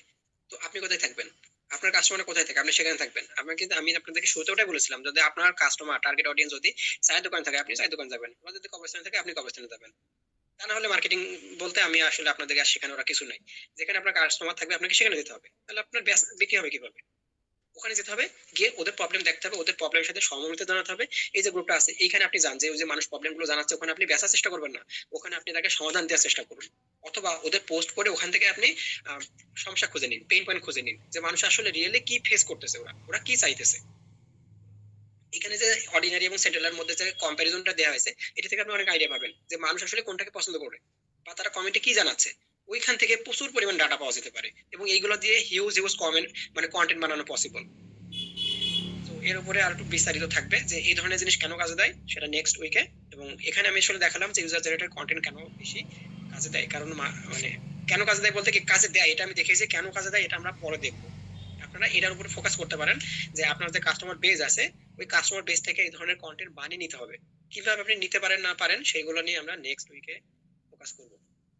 আজকে আমরা চলে যাই যে কপিরাইটিং ফর্মুলা। আমরা আসলে কপিরাইটিং বলতে, কপি এটা একটা মার্কেটিং ল্যাঙ্গুয়েজ, কপিরাইটিং কপিরাইটিং বলতে বোঝায় কি আপনি একটা পোস্ট দিবেন, ওই পোস্টে যে আপনি বাংলা কথাটা লিখছেন এটাই কপি। আপনি একটা ভিডিও দিবেন, ওই ভিডিও আসলে কি এরকম যে ক্যামেরা ধরলাম আর ক্যামেরার সামনে বলতে শুরু করে দিলাম, এভাবে না। আমি যে একটা সেশন নিচ্ছি, সেশনের আগে কিন্তু আমি একটা স্ক্রিপ্ট বানিয়ে রেখেছি, মানে আমার কাছে কিছু স্লাইড আছে, যদি স্লাইড গুলো দেখে দেখে আমি বলছি, এই স্লাইড আমি যদি সেকেন্ড টাইম বলতে চাই তাহলে আমি আরেক রকম কথা বলবো, এটা স্বাভাবিক। কিন্তু আমার কাছে কিছু জিনিস অন্তত আছে, ভিডিও বানানোর আগে হয়তো আপনি এরকম কিছু স্ক্রিপ্ট বানাই নেবেন, ওই স্ক্রিপ্টটা হচ্ছে আপনার কপি। আপনি একটা ফটো দিয়ে পোস্ট করবেন, ওই ফটোর মধ্যে কিছু লেখা থাকবে, ওটাই আপনার কপি। মার্কেটিং এর ভাষায় ওই জিনিসগুলোকে বলা হয় কপিরাইটিং। তো এই কপিরাইটিং এর কিছু ফর্মুলা আছে, তার মধ্যে থেকে এখানে আমি একটাকে ফোকাস করেছি, সেটা হচ্ছে পিএস ফর্মুলা। এই ফর্মুলা অনুযায়ী হয় কি যে প্রথমত আমরা কাস্টমারকে তার সমস্যাটা বলে দিব, বলে দেবো মানে কি মনে করে দিব, স্টিভ জবসের কথাটা মনে আছে নিশ্চয়ই আপনাদের, যে মানুষকে যতক্ষণ আমরা তার প্রবলেম তার মাথার ভিতরে আরেকবার অন্তত তাকে স্মরণ করে দিচ্ছি ততক্ষণ সে ফিল করে না যে তার এই প্রবলেমটা আছে। বেশিরভাগ মানুষের ক্ষেত্রে এরকম ব্যাপারটা থাকে, কারণ সে ইউজ হয়ে গেছে, অভ্যস্ত হয়ে গেছে, একই জিনিস ব্যবহার করতে করতে সে অভ্যস্ত হয়ে গেছে। কিন্তু যখনই আমরা এটা নিয়ে কথা বলা শুরু করবো, বারবার বলতে থাকবো, তখন সে ফিল করবে আসলে এটাই তো আমার সমস্যা। তো যখনই সে ফিল করলো, এবার আপনি কি করবেন, আর একটু উস্কে দিবেন। ওটাকে বলা আছে এজিটেট, পিএস প্রবলেম, দেন এজিটেট করলাম, একটু উস্কে দিলাম। যেমন এখানে বলা হয়েছে কি যে অফিস শেষে রান্না করার এনার্জি পাচ্ছেন না, ধরুন আমরা একটা আচারের জন্য আমি এটা এই কপি রাইটিংটা লিখেছি যে অফিস শেষে রান্না করা সে এনার্জি পাচ্ছে না, কারণ অফিস শেষে এসে সারাদিন আসলে এনার্জি থাকে না। তাহলে তার কষ্টকে এবার আমরা কিভাবে উস্কে দিতে পারি, যে কষ্টটা না কমলে তার কি ক্ষতি হবে, এই ধরনের কথা বলে আমরা কষ্টটাকে উস্কে দিতে পারি। যে বাইরের অস্বাস্থ্যকর খাবার খেয়ে অসুস্থ হবেন, এই ধরনের প্রশ্ন করে, একটা প্রশ্ন করে আমরা তার কষ্টটাকে আর একটু বেশি উস্কে দিলাম। মানে সে অফিস শেষে রান্না করার সুযোগ পাচ্ছে না, এনার্জি নাই, তাহলে সে নিশ্চয়ই বাইরের খাবার খাবে। এই খাবার খাইলে তো আবার তার অসুস্থ হওয়ার সম্ভাবনা থাকবে, পরদিন তার অফিস মিস যাবে। এবার কি করব, আমরা তাকে আমাদের সমাধানটা দিব, আমাদের যে অফার আছে সেই অফারটা আমরা তাকে সলিউশন হিসেবে তার সামনে প্রেজেন্ট করব। তো আপনার প্রোডাক্ট এখন কিভাবে ম্যাজিকের মতন তার জন্য কাজে দিবে। আমার কাছে রেডিমেড আচার আছে, 5 মিনিটের মধ্যে তার ডিনার রেডি হয়ে যাবে, এই সলিউশন, তার লাইফ ইজি হয়ে গেল। সো কপি রাইটিং যখন আমরা করব, এটার মাধ্যমে আসলে কি করলাম, আমরা কাস্টমারের মগজ পড়লাম, কিন্তু তার মাথার ভিতর কি আছে। আপনি তার প্রবলেমটা নিন, প্রবলেমটাকে একটু উস্কে দিন, তারপরে তার আপনার সলিউশন, আপনার যে সমাধান আছে সেটাকে একটা সলিউশন হিসেবে তার কাছে তুলে ধরুন। ওকে, রিটার্গেটিং এ যাওয়ার আগে আমি কপিরাইটিং ফর্মুলা সম্পর্কে একটু বলি। আমার কাছে একটা, আমি এটা বেশ অনেক আগেই করেছিলাম। আমার কাছে একটা সোশ্যাল মিডিয়া কন্টেন্ট রাইটিং এর একটা প্লেবুক আছে। প্লেবুক বলতে এখানে আমি একটা পিডিএফ বানিয়ে রেখেছিলাম, যেখানে আমি বেশ অনেকগুলো কপিরাইটিং এর টেকনিক এখানে শেয়ার করেছি। আপনাদেরকে আমি এটা দিয়ে দিব, আপনারা এটা দেখতে পারেন। এখানে কিছু গোল্ডেন রুল আছে, মানে আমরা যখন পোস্ট লিখবো, আপনি পোস্ট লেখার সময় অন্তত কয়েকবার পড়ে রাখতে পারেন। বেশিরভাগ মানুষ শিখতে চায় না, এই জন্য এটা বানানোর পর আমি তেমন কাউকে আসলে দিতে পারিনি। মানুষ শিখতে চায় না, যদি এটা আমি বলি যে এইভাবে পোস্ট লিখেন, তাহলে মানুষ আসলে খুব বিরক্ত হয়। কিন্তু আপনারা যারা এই পর্যন্ত আসছেন, তাদের হয়তো আপনারা বুঝতে পারতেছেন যে আপনাদের দরকার, কারণ আপনি যখন অ্যাড দিতে যাবেন, তখন মার্কেটার আপনাকে বলবে আমাকে কন্টেন্ট দেন, আমি অ্যাড রান করে দিচ্ছি। তো ভাই আপনি কন্টেন্ট বানাবেন কিভাবে, কন্টেন্ট বানাতে গেলে আপনাকে অবশ্যই আহ, শিখতে হবে যে কোন জিনিসটা কাজে দেয়, কোনটা কাজে দেয় না। তো কিছু জিনিস আমি এখানে রেখেছি, প্রচুর পরিমাণে এক্সাম্পল দেওয়া আছে, আপনি খুব ইজিলি বুঝতে পারবেন যে কেন একজনের কন্টেন্ট কাজে দেয়, একজনের কন্টেন্ট কাজে দেয় না। আপনি এখানে অনেক রকমের টিপস বা টেকনিক পাবেন, যেগুলো আসলে কাজে দেয়, মার্কেটাররা ব্যবহার করে, আমরা ব্যবহার করি, আমি নিজেও করি, সেগুলো আমি এখানে বলেছি। তো এখানে কিছু গোল্ডেন রুল আছে, আমি যদি সংক্ষেপে একটু বলে দিই। এক নম্বর হচ্ছে গল্প বলা। মানুষ অন্যদের গল্প পড়তে, তাদের অভিজ্ঞতা শুনতে পছন্দ করে। তারপর কৌতূহল জাগানো, এমন কিছু দিয়ে আপনি পোস্টটা শুরু করলেন বা পোস্টের ভিতরে রাখলেন যে মানুষ যেন কৌতূহলী হয়, অন্তত ইন্টারেস্টেড হয়। তারপর একটা হুক ব্যবহার করা। হুক বলতে হয়তো আপনারা এতক্ষণে বুঝে গেছেন হুকটা কি। আসলে হুক হচ্ছে কি, আমরা একটা পোস্টের শুরুতে 2-3 লাইনে যে জিনিসটা ব্যবহার করি, সেটা যে কোনো কিছু হতে পারে, যেটা দিয়ে মানুষকে আঁকড়ে ধরবে। হুক মানে একটা বড়শির মতো, মানুষকে যেন আঁকড়ে ধরে থাকে। আমার পোস্টের মধ্যে আপনারা দেখতে পারেন যে আমি রিসেন্ট টাইপের কিছু পোস্ট দিই, ওগুলোর মধ্যে আমি কোনো ছবি দেই না। আবার অনেক সময় আমি কি করি, শুধু ছবিটাকে আমি একটা হুক হিসেবে ব্যবহার করি। কারণ অনেকে দেখা যায় কি, শুধু ছবি দেখেই সে থামে, তারপরে সে লেখা পড়তে যায়। অনেকে কি করে, যে ওই টাইটেল যেটা আছে ওটা পড়ার সময় নেই তার, কারণ সে ব্যস্ত, স্ক্রল করে চলে যাইতেছে। ছবিটা যদি ভালো লাগলো তাহলে সে দেখলো, নাহলে সে দেখবে না, এরকম থাকে। তাহলে আপনি ওইখানে রিস্ক নেবেন না। আপনি যখন এরকম অফার বানাচ্ছে, তখন আপনি একটা ভিজুয়ালি সুন্দর করে ডিজাইন করবেন, এবং তার সাথে সাথে আপনি এমন কোনো টাইটেল ইউজ করুন যে টাইটেলটা আপনাকে কাস্টমারকে থামাতে হেল্প করবে। সো এখানে আমরা কোনো আবেগ ইউজ করতে পারি। যেমন আবেগ বলতে আমি যেমন শুরু থেকে দেখিয়েছিলাম, 2 ধরনের আবেগ কাজ করে, একটা প্যাশন অথবা একটা ফেয়ার, ওই ধরনের জিনিস। আমি সবকিছু টুকটাক ভাবে আপনাদেরকে দেখিয়েছি, ওই জিনিসটা এখন শুধু একই সাথে একটা যুক্ত করতে হবে। তো মানুষের কোনো একটা ইমোশন নিয়ে আপনি তাকে টার্গেট করতে পারেন। যেমন এখানে একটা কন্টেন্ট আমি মানে একটা প্রশ্ন দিয়েছি যে তার মেয়ের স্কুল শুরুর দিন সে কি চা, মানে একজন মাকে বলছি, মানে এটা আমি আমার আসলে একটা অর্গানিক ব্র্যান্ডের জন্য আমি এই কন্টেন্ট গুলো শুরু থেকে কিছু প্রশ্নগুলো বা এক্সাম্পল গুলো বানিয়েছিলাম। বাট এগুলো পড়লে আপনারা কিছুটা আইডিয়া পাবেন, আপনাদের বিজনেসের জন্য আপনারা কাজে লাগাতে পারবেন। তারপর প্রশ্ন করার একটা কৌশল থাকতে হবে। আপনি কাস্টমারকে প্রশ্ন করতে পারেন, একটা কিছু শেষ করতেছেন, সেখানে একটা কাস্টমারকে প্রশ্ন করুন, যেন সে কন্টেন্টের মধ্যে এঙ্গেজ হওয়ার সুযোগ পায়। আপনি, সে একজন দাম জিজ্ঞাসা করলো, বা ধরুন লিখলো যে প্রাইস কত বা এই ধরনের কিছু লিখলো, আপনি তাকে বললেন কি প্রাইস জানতে ইনবক্স করুন। আপনার কনভারসেশনটা ওইখানে শেষ হয়ে গেল। অনেকেই ইনবক্স পর্যন্ত যাবে না, আপনি ইনবক্স করতে বলেছেন, সবাই যাবে না। 10 জনকে আপনি যদি বলেন ইনবক্স করেন, সবাই যাবে না।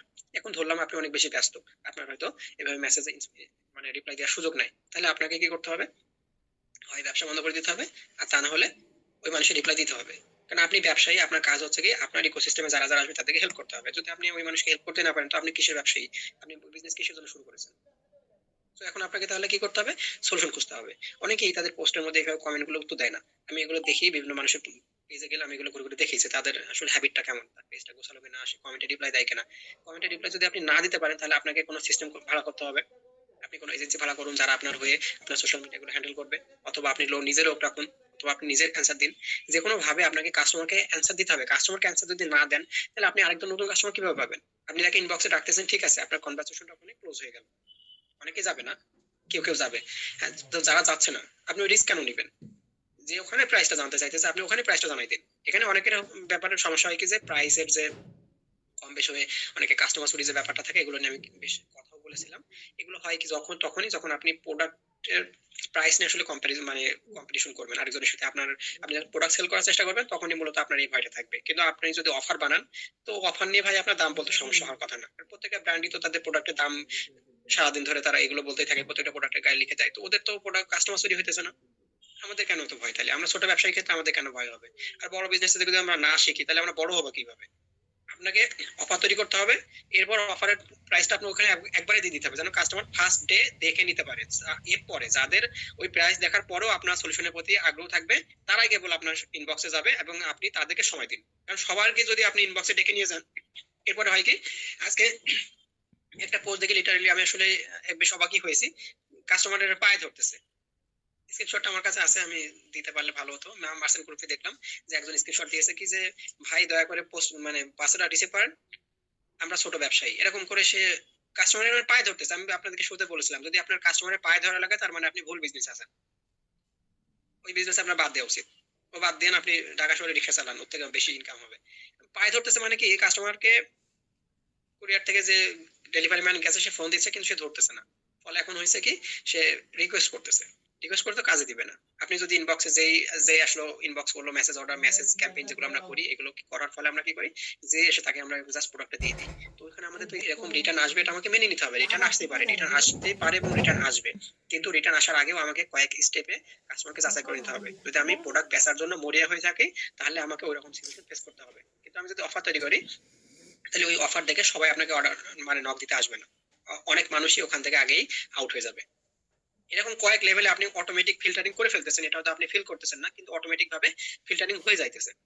যারা শুধু প্রোডাক্টের দাম দেখে আপনার কাছ থেকে এরকম করে আপনাকে পেইন দেওয়ার জন্য বা মজা করার জন্য এভাবে অর্ডার প্লেস করে, তারা অটোমেটিক ভাবে ফিল্টার হয়ে যায় এখান থেকে। তারপরেও কিছু মানুষ থাকবে, তার জন্য আপনি আগে থেকে তার কাছ থেকে কুরিয়ার চার্জটা অবশ্যই নিয়ে নিন। যারা ওইটাও নিচ্ছে না, একদম ফ্রিতে সবকিছু বাদ দিয়ে দিয়ে মানে প্রোডাক্ট ডেলিভারি দিয়ে দিচ্ছে, তারা এই ধরনের কাস্টমারকে পাই ধরতেছে। তো তার তো কোনো পলিসি নাই, তার কোনো নিয়ম নাই। সে যার কাছ থেকে পাইতেছে, হয়তো কেউ কুরিয়ার চার্জ দিতে রাজি হয়েছে, তাকে সে চার্জ নিয়েই দিচ্ছে, যে রাজি হয়নি তাকে সে এমনি দিয়ে দিচ্ছে।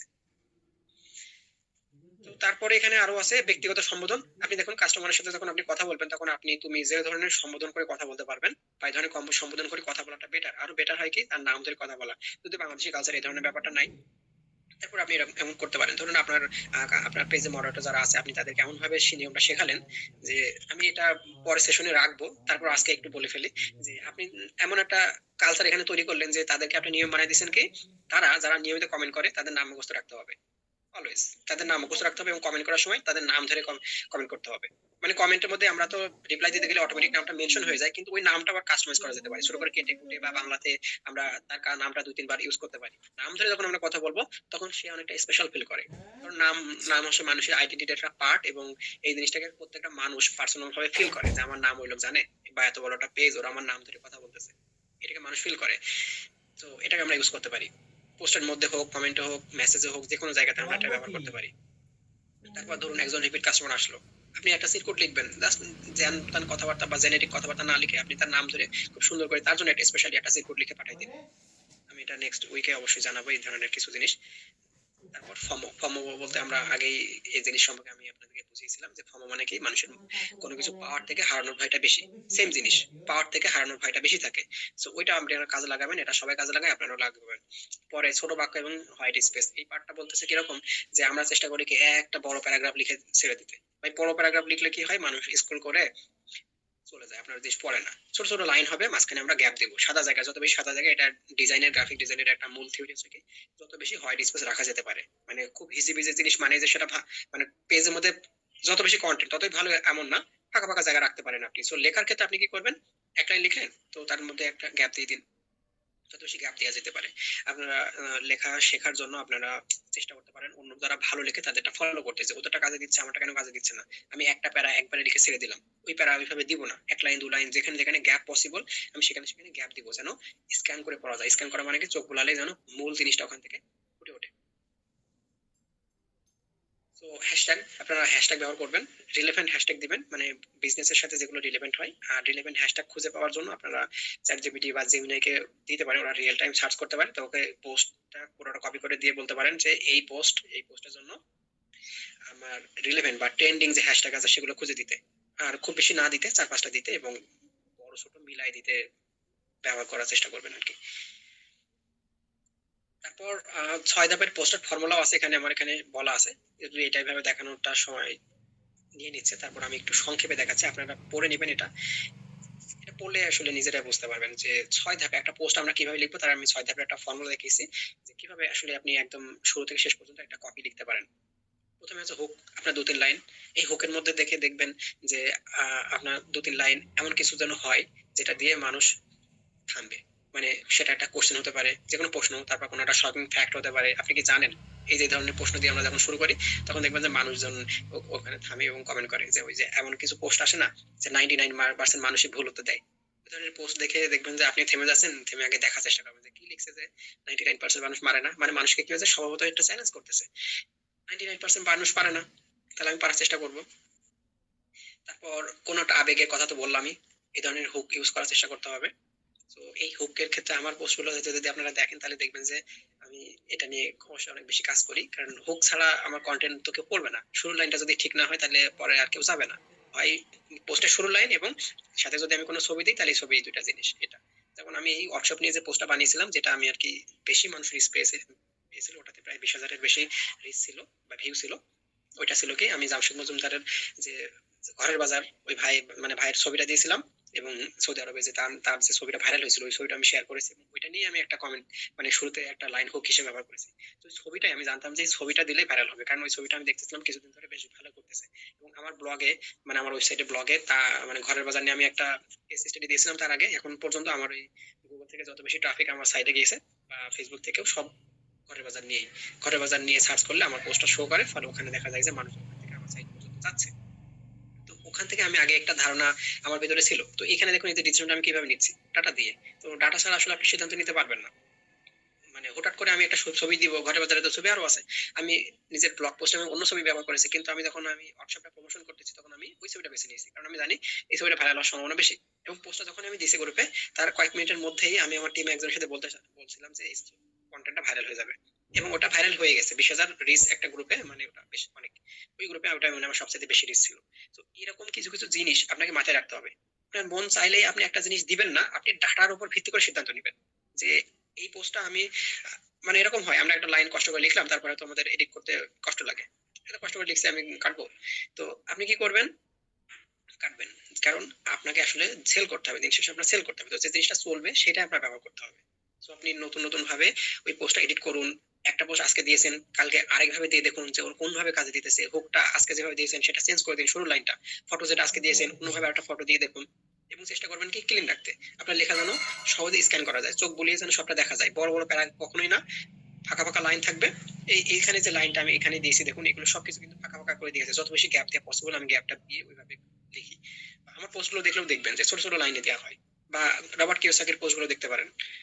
কোনটা কেন বললাম, কারণ তার লেখাগুলো দেখবেন যে হিউজ বড় বড় সে আর্টিকেল লেখে, মানে ফেসবুকে পোস্ট দেয়, কিন্তু তার পোস্টগুলোতে অনেক লাইক থাকে, যেহেতু তার ফলোয়ার বেশি। কিন্তু নর্মালি যেটা হয় যে যারা অনেক বড় বড় সেলিব্রিটি, এই ধরনের বড় বড় লেখক টেখক আছে, তাদের পোস্টে অত বেশি লাইক থাকে না, কিন্তু কিওসাকির পোস্টগুলোতে বেশ ভালো লাইক থাকে। তো ওনার লেখাটা আপনি ফলো করবেন, 1 লাইন 2 লাইন সর্বোচ্চ, এর খুব বেশি কোনো প্যারা তার চায় না, ক্যাপ দিয়ে দিয়ে চলে যায় নিচের দিকে। তো হুকের বিষয়ে আমরা খেয়াল রাখবো, কারণ বেশিরভাগ মানুষই এখানে একটা পরিসংখ্যান আমি অবশ্য শেয়ার করেছি, 92% বা 90%-এর বেশি মানুষ প্রথম লাইন দেখেই এড়িয়ে যায়, এরপরে আর তাদের মনোযোগ থাকে না। তো শুরুতেই আপনাকে তাকে হুক করতে হবে, আপনার বড়শিতে তাকে আটকাতে হবে, তা না হলে আপনি আপনার অফার তাকে জানাতে পারতেছেন না। 2 নম্বর ধাপে হচ্ছে কি, এবার আপনি সমস্যা দেখান। প্রথমে একটা হুক বললেন, তারপরে এবার আপনি তাকে তার সমস্যা বললেন, মানে সমস্যা। হুক বলতে গিয়ে হুক দিয়ে আমি তাকে আটকালাম। আমরা যে পিএস ফর্মুলা দেখে আসলাম যে প্রবলেম, একবারে সব শুরুতে আমি প্রবলেমটা জানাই দিব না, সমস্যাটা হবে আমি একটু ডিটেলসে ভেঙে বলতে পারি। তার আগে আমি তাকে আগে আটকালাম, ওকে আটকালাম বড়শিতে। এরপর আমি তার সমস্যা দেখাবো, 3 নম্বর পর্যায়ে গিয়ে আমি কি করবো, আমার সমাধানটা আমি তাকে দিতে পারি। তারপর 4 নম্বর পর্যায়ে এসে কি হলো, আমি সমাধানটা তো দিলাম, কিন্তু সমাধান দেওয়ার পরে হচ্ছে কি মানুষের এখনো বিশ্বাস করতে কষ্ট হবে, আমাকে সে চিনে না বা আমাকে জানে না, আমার এই প্রোডাক্টটা কাজে দিবে কিনা। তাহলে তাকে এখন আমি কি করবো, আমার সোশ্যাল প্রুফ দিব, আমার যে বিজনেসের আগে পরের যে উদাহরণগুলো আছে, মানে কাস্টমারের কোনো রিভিউ টিভিউ যদি থাকে, তাহলে এই ধরনের জিনিসগুলো আমরা দিতে পারি। এখন হলো কি, যে সে যখনই আপনার রিভিউ দেখেও সে এখন একটা বিশ্বাস পাইছে, ভরসা পাইছে আপনার উপরে, যে না ঠিক আছে এনার উপর আমি ভরসা করতে পারি, এখন আমরা কি করব, তাকে আমরা কল টু অ্যাকশন দিব। মানে এখন তাকে বলবো যে সে এর পরবর্তীতে কি কাজ করবে। কল টু অ্যাকশন বলতে এটাই বোঝায় যে আপনি এখন কাস্টমারকে বলছেন যে আপনার পড়া হয়েছে, আপনি বিশ্বাস করেছেন, এখন আপনার নেক্সট কাজ কি। কারণ আমাদের বিজনেস ইকোসিস্টেমে কাস্টমার জানে না আসলে তাকে এর পরবর্তীতে কি করতে হবে। আমি হয়তো এই ধরনের জিনিস যতদিন ওয়ার্কশপ থাকবে এইভাবেই বলবো, কারণ এটা আপনাদের মাথার ভিতরে ঢোকাতে হবে। আপনার বিজনেস ইকোসিস্টেমে একজন কাস্টমার কিভাবে বিহেভ করবে সেটা আপনি ডিসিশন নেবেন, অন্য কেউ ডিসিশন নেবেন না।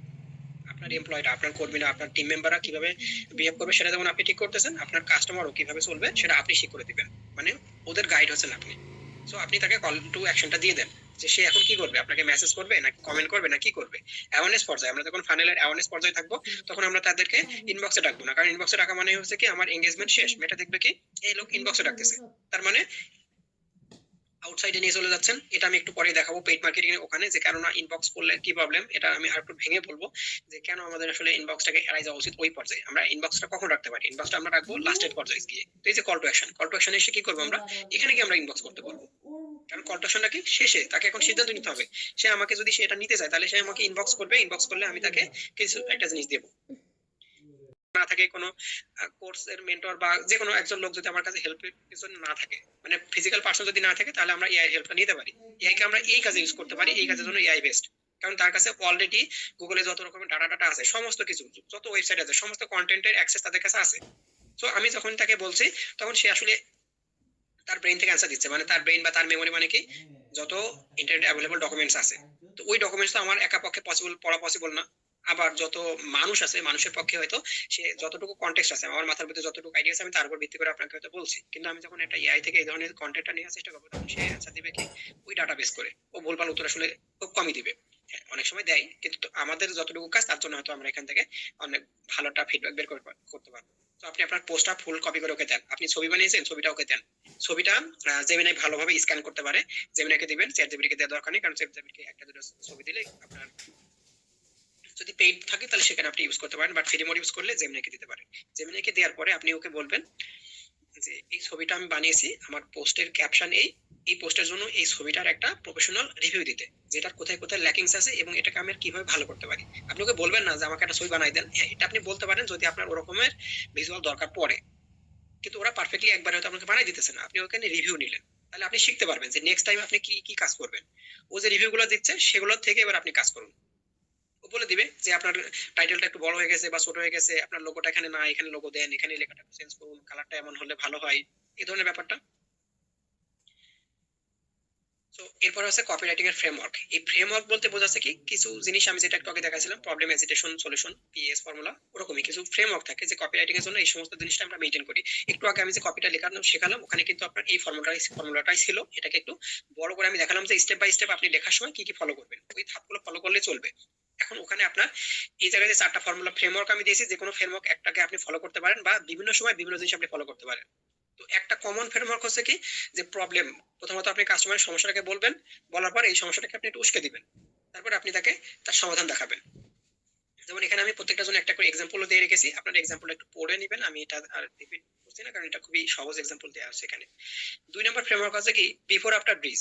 বিফোর আফটার মানে হচ্ছে আগে পরের অবস্থা, এটা খুব ভালো কাজে দেয়। ওই যে একটু আগে আমি যে স্কিন কেয়ারের যে ছেলেটার কালেকশন দেখালাম, আগে এই ছিল পরে এই আছে, আগে অল্প কয়েকটা ছিল এখন বেশি আছে, এটা কেন কাজে দেয়, এটা ফুল একটা ফ্রেমওয়ার্ক, মানুষজন আগে পরে জিনিসটা দেখতে চায়। ফিটনেস ট্রেনারে যখন আপনি হবে, তো দেখি আমি আগে কেমন ছিলাম এখন কেমন আছি, এটা যদি দেখায় তাহলে মানুষের মধ্যে একটা আকর্ষণ জন্মায়, যে আগে ও বেশ মোটা স্থূল ছিল, বেশি ফ্যাট ছিল, এখন সে ফ্যাট কমিয়ে পুরো স্লিম হয়ে গেছে। তখন মানুষজন বুঝতে পারবে যে এখানে কি চেঞ্জটা আসছে। এই চেঞ্জের মাঝখানে হলো কি আপনার যে অফার, ওই অফারটাকে সে কানেক্ট করতেছে। তো এই এটাকে ব্রিজ অফার বলতেছি, যে বিফোর আপনার ব্রিজ, আগেই ছিল পরেই আছে। যেমন আপনার ফ্ল্যাটমপ ভাই, আপনারটা আমি যদি বলি, আপনার ফ্ল্যাটমপের এক্সাম্পল হিসেবে এটা আপনি খুব ভালো কাজ করবে। আগে কেমন ছিল, আগে আপনি একটা নোংরা মেঝে দেখালেন, ওই নোংরা মেঝের উপর হয়তো একটা বাচ্চা খেলতেছে, তো ওর যে কোনো সময় জীবাণু ধরতে পারে। তো আপনি কি করলেন, আগের অবস্থায় দেখালেন যে একটা নোংরা মেজের উপর একটা বাচ্চা বসে আছে, দুইটা ছবি পাশাপাশি। পরে একটা ছবি দেখালেন কি ক্লিন একটা মেজে, সেখানে একটা বাচ্চা বসে খেলা করতেছে। দুটা সলিউশন কি আপনার প্রোডাক্ট, মানুষ এটা খুব দ্রুত কানেক্ট করতে পারবে। তো 3 নাম্বারটা হবে কেমন, ফেয়ার সেফটি আর হচ্ছে এক্সট্রা বেনিফিট। ফেয়ার সেফটি মানে কি, আপনি তাকে ভয় দেখাবেন। ওই যে আমি যে দুটো ইমোশনের কথা বলেছিলাম, একটা যে ফেয়ার আর একটা আছে প্যাশন। তো আপনি মানুষকে ভয় দেখাতে পারেন, ভয় অলওয়েজ কাজে দেয়। ফেয়ার অ্যান্ড লাভলি অলওয়েজ ভয়ের উপর কাজ করে, মানে স্কিন কেয়ার সেক্টরে আসলে কি প্রোডাক্টগুলো বেশিরভাগই ভয়ের উপর কাজ করে। তো আপনাকে এটা বুঝতে হবে যে ভয় আসলে এখানে কিভাবে কাজ করবে। আপনি তাকে একটা ভয় দেখাবেন, তারপর এবার আপনি তাকে সিকিউরিটি দেখাবেন। যে যেমন এখানে একটা দর্জির এক্সাম্পল দেওয়া হয়েছে, যে দর্জি বলছে কি যে রেডিমেড কাপড় কয়েকবার ধুলেই তো নষ্ট হয়ে যাচ্ছে। এটা একটা ভয় দেখালো, কয়েকবার ধুলে কাপড় নষ্ট হয়ে যাবে। ও নিরাপত্তা দিচ্ছে কি, আমি এমন কাপড় ব্যবহার করি যা 5 বছর টিকবে, মানে ওই দর্জির কাছ থেকে নিলে ও এমন কাপড় আপনাকে দিবে যেটা 5 বছর টিকবে। আর এরপরে কি হচ্ছে, আপনি তাকে কিছু এক্সট্রা সুবিধা দেন। সুবিধা কি, যে আমরা গডফাদার অফার বানানোর সময় যেমনটা বলেছিলাম না, যে ওইখানে কিন্তু আমরা কিছু সুবিধা দিচ্ছি। এখানে ওই যে গডফাদার অফারটা আমরা বানিয়েছি, ওটা আমরা এমনি বানাইনি, ওখানে সবকিছু আসলে আমরা মেনটেন করে বানানোর চেষ্টা করেছি। ওখানে আপনি আপনার মাপ অনুযায়ী সুন্দর ডিজাইন এবং কম দামে এই সমস্ত জিনিস হিসাব করে আপনি তাকে দিতে পারবেন। তো আগে ভয় দেখান, তারপর নিরাপত্তা দিন এবং কিছু এক্সট্রা সুবিধা দিন তাকে। লাস্ট আরেকটা ফ্রেমওয়ার্ক, সেটা হচ্ছে দা 4U ফর্মুলা। এই 4U হচ্ছে কি 4টা ওয়ার্ড, 4টা ইউ দিয়ে ওয়ার্ড, তার ফার্স্ট লেটার গুলো আসছে। তো 1 নম্বরটা হচ্ছে কি আর্জেন্সি। এই আর্জেন্সি মানে তাড়াহুড়া। আর্জেন্সিটা আমরা দেখেছিলাম যে মানুষ পাওয়ার থেকে হারানোর ভয়টাকে বেশি কাজে দেয়, ওই জিনিসটা এখানে আবারও আসছে। যে আপনি বললেন কি, যে আজকের মধ্যে যদি আপনি নেন তাহলে আপনাকে 100 টাকা ডিসকাউন্ট দিব, অথবা এই গিফট আপনি পাবেন, কালকে কিন্তু এটা থাকবে না। তো আর্জেন্সি ক্রিয়েট করতে হবে, তাড়াহুড়া। তারপর 2 নম্বরটা হচ্ছে কি ইউনিক, আলাদা। এই আলাটা কেমন হবে, যে আপনি এমন কিছু দিচ্ছেন যেটা বললো কি যে আমি ছাড়া কেউ দিতে পারবে না। আমি আপনাদেরকে পিৎজার একটা এক্সাম্পল দিয়েছিলাম, যে বলেছিলাম যে 30 মিনিটের মধ্যে তারা ডেলিভারি দিবে, বললো 30 মিনিটের মধ্যে ডেলিভারি না হলে ফ্রি। তো এই জিনিস কিন্তু চাল ডালও করেছিল। ধরুন চাল ডাল বললো কি, যে আমরা আমাদের সব পণ্যের উপরে 50% ডিসকাউন্টও দিচ্ছি, এছাড়া আমরা একমাত্র আছি কি যারা 45 মিনিটের মধ্যে গ্রোসারি আপনার বাসায় পৌঁছায় দিবে। আপনার মার্কেটে গিয়ে খুঁজে নিয়ে আসতেও তো ভাই 1 ঘন্টা লেগে যাবে, ও 45 মিনিটের মধ্যে আপনার বাসায় পৌঁছায় দিবে। তো এই কাজের মধ্যে কি তারা হচ্ছে ইউনিক। তারপর আলট্রা স্পেসিফিক, নির্দিষ্ট। এখানে নির্দিষ্ট হবে কেমন, আপনি একদম স্পেসিফিক ভাবে কিছু পয়েন্ট বলতে পারেন, কিছু নাম্বার বলতে পারেন। যেমন যে পার্সেন্টেজটা আপনি বললেন যে 50% ডিসকাউন্ট দিচ্ছেন, এই 50%টাকে একটা নির্দিষ্ট জিনিস দিচ্ছেন, বা আর মাত্র 3 দিন থাকবে, এই ধরনের জিনিসগুলো। তারপর ইউজফুল, কিছু উপকারী। আপনার এখান থেকে নিলে সে কি সুবিধা পাবে সেটা আপনি একদম ক্লিয়ার করে বলার চেষ্টা করুন, একদম স্পেসিফিক ভাবে। কোনো রকমের ওর ভিতরে অস্পষ্ট কিছু থাকা যাবে না। কাস্টমার যদি বুঝতে না পারে এটা পড়ে, তাহলে পরে হবে কি, যে সে এড়িয়ে যাবে, অথবা এসে হয়তো আপনার সাথে বার্গেন করার চেষ্টা করবে। এই ধরনের ব্যাপারটা সে ক্লিয়ার না, হয়তো বার্গেন করার চেষ্টা করবে যদি এরকম লোক হয়, আর না হলে সে এড়িয়ে যাবে। তো সুবিধা পরিষ্কার করে বললে হচ্ছে কি, এখানে যেমন আমরা বললাম কি সে 45 মিনিটের মধ্যে আমার বাসায় পৌঁছায় দিবে। তো এখানে সুবিধাটা নিশ্চিত, মার্কেটে যাওয়া লাগতেছে না, এখানে আমার 1 ঘন্টা বেঁচে যাচ্ছে এবং ওরা এসে আমার বাড়িতে পৌঁছায় দিচ্ছে। তারপর আপনার একটা চেক লিস্ট আছে, এখানে চেক লিস্ট হচ্ছে এরকম, আপনি একটা পোস্ট লেখার পরে এই কয়েকটা জিনিস মেনটেন করে দেখতে পারেন। আপনার বাক্যটা ছোট হলো কিনা, সেখানে কোনো হুক আছে কিনা, ভালো মতো হুক কাজ করতেছে কিনা, তারপরে পাঠকের ভাষায় লেখা কিনা, মানে আপনার যারা রিডার আছে, আপনার কাস্টমার আছে, তাদের ভাষায় লিখছেন কিনা। আপনাকে নিজের যে একটা ব্যাপার থাকে এটাকে এড়িয়ে যাওয়ার চেষ্টা করতে হবে, কারণ আপনি আলটিমেটলি সেল করতে হবে আপনাকে। সো আপনি নিজের পছন্দ যদি এইভাবে অনল থাকেন যে আমি যা লিখছি এর বাইরে এক চুলো সরা যাবে না, কাস্টমার পছন্দ করুক বা না করুক এই লেখাই চলবে, তাহলে ভাই আপনার বিজনেস হবে না, বা আপনাকে আসলে কপিরাইটিং শেখানোর কোনো কিছু আসলে ফায়দা পাওয়া গেল না। এটা করা যাবে না এখানে। আসলে আমাদেরকে দেখতে হবে কাস্টমার কোনটা পছন্দ করে, উনি কাস্টমার যতক্ষণ পছন্দ না করতেছে আমরা এডিট করতে থাকবো। তো এই পিডিএফটা আমি আপনাদেরকে দিয়ে দিব, এটা আপনারা পেয়ে যাবেন। এখন আমরা তাহলে আমাদের স্লাইডে আর কয়েকটা স্লাইড বাকি আছে, আমরা এখন স্লাইডটা দেখে ফেলি। তো কপিরাইটিং এর ফর্মুলাটা আমরা দেখলাম। দেন রিটার্গেটিং ম্যাজিক। রিটার্গেটিং আসলে কি একটা সিক্রেট সস। তো এখানে বলা হচ্ছে কি, রিটার্গেটিং তখনই কাজ করবে যখন আপনার একটা ওয়েবসাইট থাকবে। এর আগে কি হয়, এর আগে যেটা হয় যে আপনার যদি একটা পেজ থাকে, আপনি পেজের মধ্যে ফেসবুকে বিজ্ঞাপন দিচ্ছেন, পোস্ট করতেছেন, মানে আপনার তো ফানেল আছে, ফানেলে এখন বেশি মানুষকে ঢোকাতে হবে শুরুতে, তার জন্য আমরা কি করতে হবে, অ্যাড দিতে হবে। অ্যাড না দিলে আসলে ফেসবুক এখন কি করেছে, 2018 সালে তাও সে 20 থেকে 25% মানুষের কাছে অর্গানিক ভাবে পোস্ট দেখাতো। আমার পোস্ট আপনার পেজে যদি 1000 ফলোয়ার থাকে, তাহলে ওর মধ্যে থেকে 20 থেকে 25% মানুষকে সে আগে দেখাতো। এখন ওইটা হয়ে গেছে মেলা কম, মানে মেলা বলতে কি 2 থেকে 5% মানুষকে সে দেখায়। মানে 1 লাখ ফলোয়ার আছে আপনার, কিন্তু লাভ নেই, সে অর্গানিক ভাবে পোস্ট আর কোন মানুষকে দেখায় না, ও আস্তে আস্তে আরো কমাই দিচ্ছে। তো একসময় তো এরকম হয়ে যাবে যে অর্গানিক ভাবে কেউ দেখবে না, সারা অ্যাড না দিলে আর কোনো কাজে দিবে না, এরকম একটা ব্যাপার হয়ে যাচ্ছে। তো এখন ধরুন যে আপনি একটা পোস্ট লিখলেন, লিখে আপনি পোস্ট দিয়ে বসাইছেন, আপনি ভাবছেন যে সেল হবে। তো আপনাকে ডাটা দেখতে হবে যে আসলে কতজন মানুষের কাছে এটা পৌঁছালো। তো যদি মানুষের কাছে নাই পৌঁছায় তাহলে তো আমার সেল হবে না। এখন আপনি কি করতে পারেন, এই পোস্টটাকে বেশি মানুষের কাছে ছড়িয়ে দিতে হবে। তো এর জন্য আপনি কি করতে পারেন, পোস্ট আপনি বিভিন্ন গ্রুপের মধ্যে আবার শেয়ার করতে পারেন। বিভিন্ন গ্রুপের মধ্যে গিয়ে আপনি পোস্ট করতেছেন। আপনার পেজের পোস্ট শেয়ার দিলে অনেক গ্রুপ অ্যাপ্রুভ করে না, কারণ এটাতে স্প্যাম হয়। আপনি নিজে নিজে মনে করেন বিভিন্ন গ্রুপে গিয়ে আপনি পোস্ট করতেছেন, আপনার প্রমোশন করতেছেন, এটাতে একটা ওয়ে। কিন্তু এখানে অনেক বেশি খাটনি। এরপরে আমরা কি করতে পারি, যখন আমাদের বিজনেস বড় হবে তখন তো আমরা সাধারণত এইভাবে এত গ্রুপে পোস্ট করতে পারবো না। তখন আমাদের কি করতে হবে, অ্যাড দিতে হবে। সো আপনি যখন অ্যাড দিবেন তখন যেটা হবে, অ্যাড আপনার কি কিভাবে কাজ করবে। যদি আপনি ফেসবুক পেজের মধ্যে অ্যাড দেন, ধরলাম আপনি 1 লাখ মানুষের কাছে আপনার কোনো একটা কন্টেন্টকে, মানে কোনো একটা ফানেল আপনি রান করেছেন, অ্যাড, আপনি যে কোনো একটা অ্যাড ক্যাম্পেইন করছেন, অ্যাড ক্যাম্পেইনে আপনার বিভিন্ন ধরনের কন্টেন্ট আছে, এই কন্টেন্ট গুলো বিভিন্ন মানুষের কাছে আপনি দিচ্ছেন। তখন আপনি আসলে কিভাবে বুঝবেন যে ফার্স্ট কন্টেন্ট কে দেখলো, সেকেন্ড কন্টেন্ট কে দেখলো, থার্ড কন্টেন্ট কে দেখলো? না বুঝলে তো আমরা বুঝতে পারবো না যে কার কাছে দ্বিতীয় কন্টেন্টটা পাঠাতে হবে, কতজন মানুষ আসলে কিনলো, এই ধরনের বিষয়গুলো আমরা বুঝি না। তো ধরুন ফার্স্ট কন্টেন্টটা যে দেখেছে তার কাছে আমি মনে করেন যে আরেকবার দেখাবো, এই ধরনের যে ব্যাপারগুলো থাকে সেটাকে রিটার্গেটিং বলতেছি। তো রিটার্গেটিং এর সুবিধা হয় তখনই যখন আমরা একটা ওয়েবসাইট থাকে। কারণ ফেসবুকের মধ্যে এই ধরনের জিনিসটা কম করা যায়। কেন করা যায় আমি খুব সহজে আপনাদেরকে বলি। ধরুন ফেসবুকের ভিতরে যে মানুষ আপনার সাথে চ্যাটিং করে যদি কখনো একটা অর্ডার কনফার্ম করে, তাহলে ফেসবুক এটা কিভাবে জানবে? ফেসবুকের কাছে কি এটা জানার ওয়ে আছে? কারণ ফেসবুক তো আপনার মেসেজের চ্যাটের ভিতরে কি হচ্ছে এই জিনিসগুলো সে ট্র্যাক করতেছে না। সে তারা সবকিছু দেখতে পায়, বাট আলটিমেটলি ফেসবুক আপনার চ্যাটের মধ্যে কেউ হয়তো লিখলো যে ভাই ঠিক আছে অর্ডার কনফার্ম করলাম, এই জিনিস দিয়ে ফেসবুক বুঝতে পারে না যে আসলে আপনাকে সে অর্ডার কনফার্ম করলো কিনা।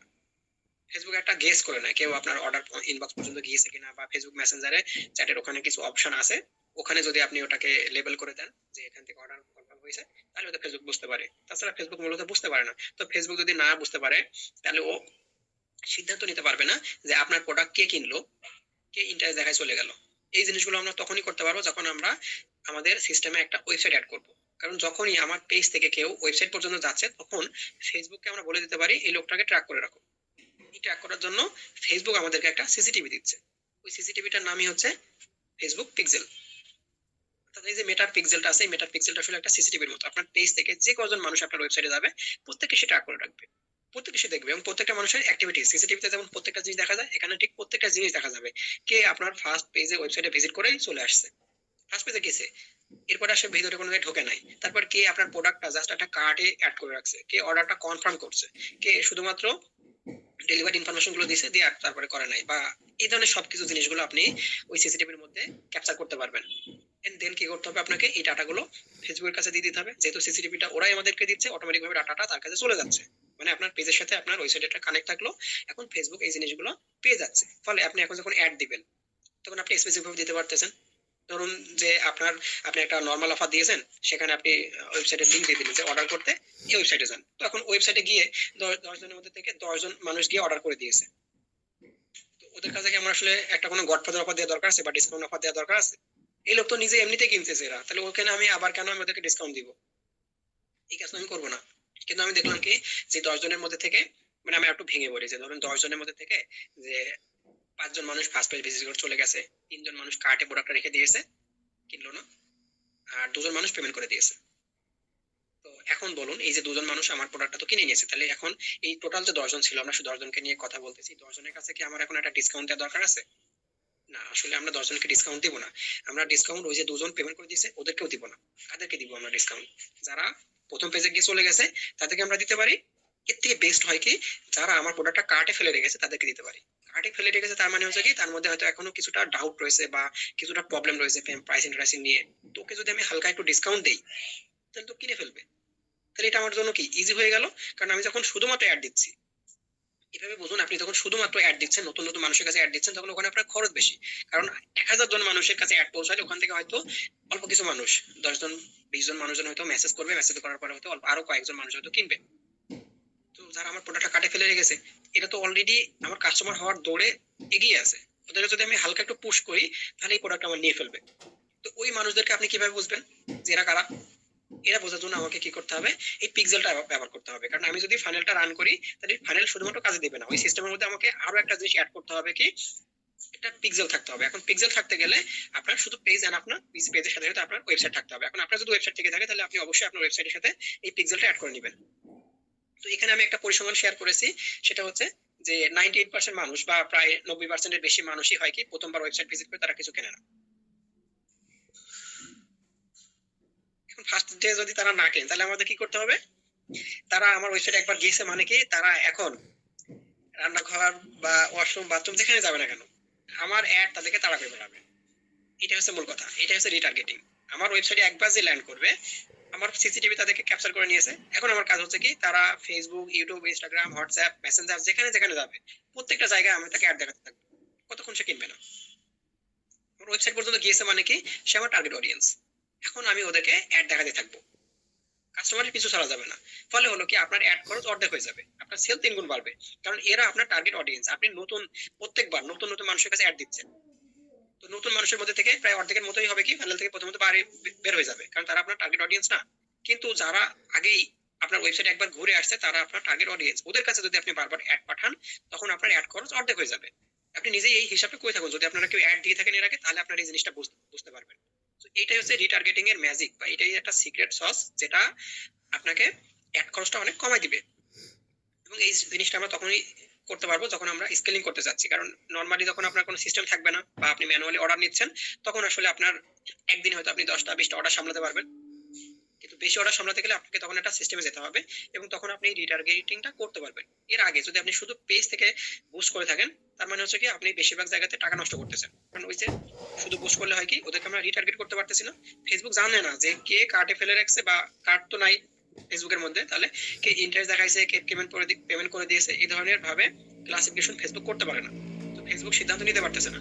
এই জায়গাতে হয় কি, এই জায়গাতে ফেসবুক আসলে আমাদেরকে হেল্প করতেছে। মার্কেটারদেরকে ফেসবুক হেল্প করে, সে আমাদেরকে ডাটা দিয়ে হেল্প করে।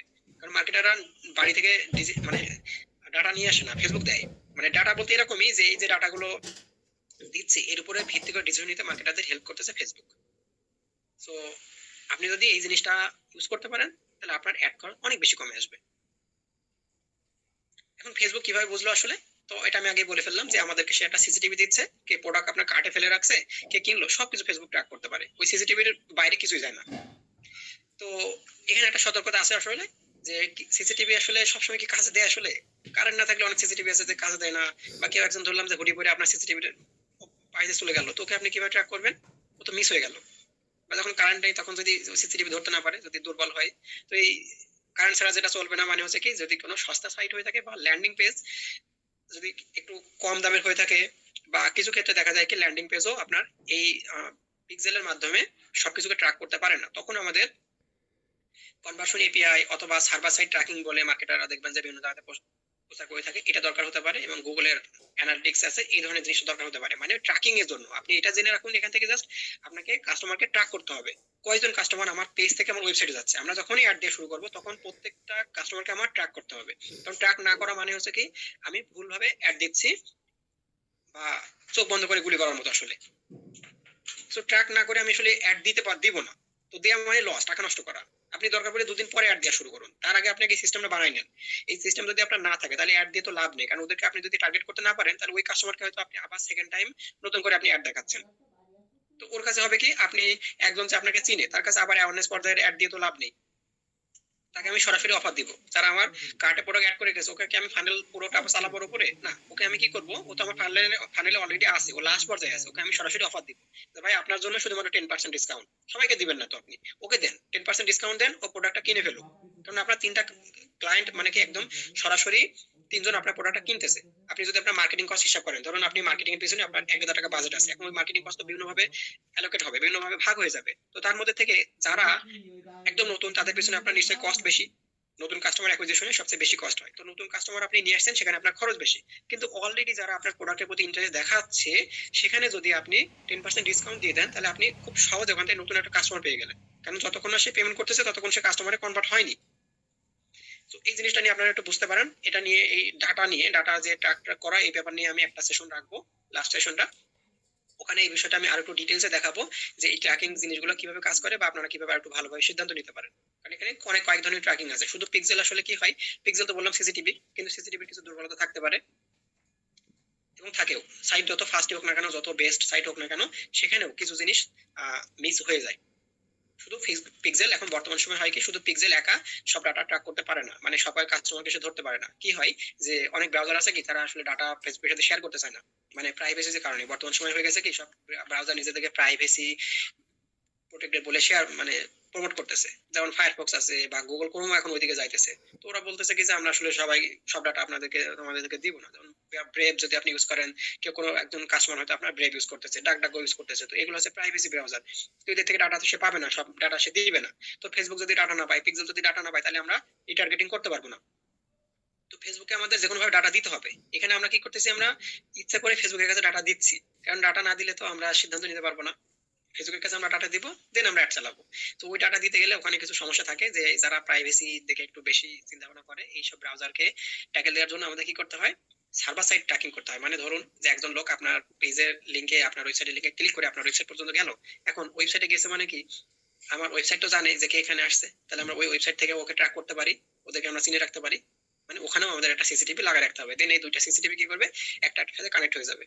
এটা করে ফেলা যাইতেছে, মানে আমার ওয়েবসাইট কি করবে তখন ডাটা পিক্সেলকে দিয়ে দিবে, যে এই যে এরা বাদ পড়েছে এদেরকে ধরে নাও। তো এই সবার লিস্ট থাকবে। এখন লিস্ট থাকলে কি হবে, তাদেরকে ধরে ধরে আমরা তাদের কাছে অ্যাড পাঠাতে পারবো, প্রত্যেকটা পার্সন আলাদা আলাদা করে। যেমন আমি আপনাদেরকে এটা সিম্পল এক্সাম্পল দিই।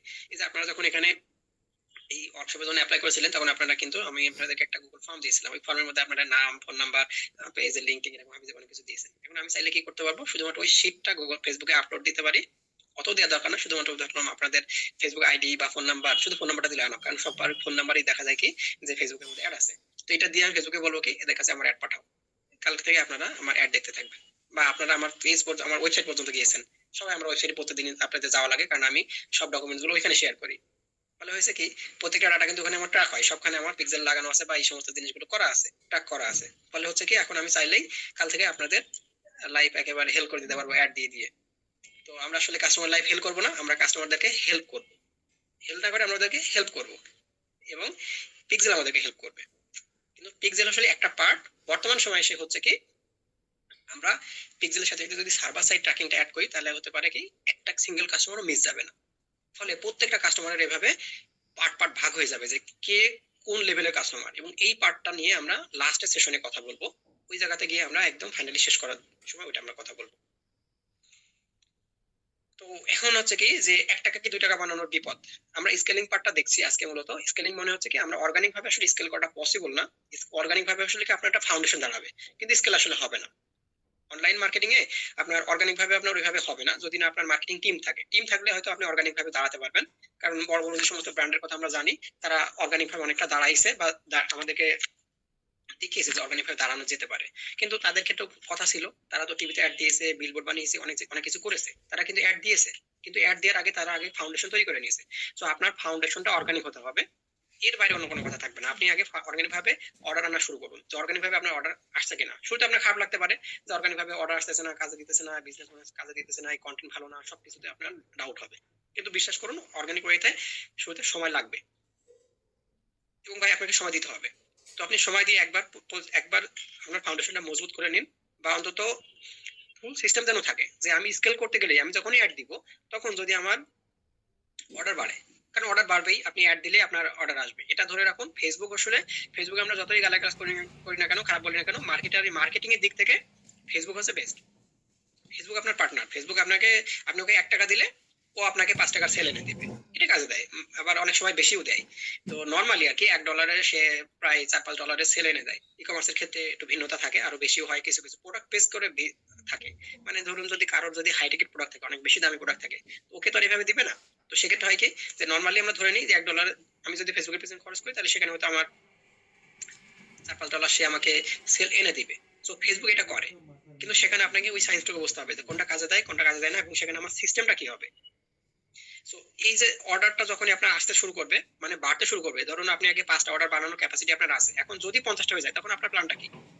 তো ওইটা আপনি কি করবেন, অর্গানিক ভাবে আস্তে আস্তে করতে শুরু করবেন, যে আমি অর্গানিক ভাবে আগে ক্যাম্পেইন চালাবো, বিভিন্ন জিনিস আমি করবো, এবং এখানে আমি দেখবো যে আমার যখন এই 5টা থেকে অর্ডার বেড়ে 10টা হচ্ছে, তখন আমি সামলাতে পারি কিনা, বা আমার সিস্টেম আছে কিনা। কারণ কালকে যদি আমি অ্যাড ডান করি, তার মানে আমি ধরে রাখবো কি এখানে আমার নতুন করে অর্ডার বাড়বে।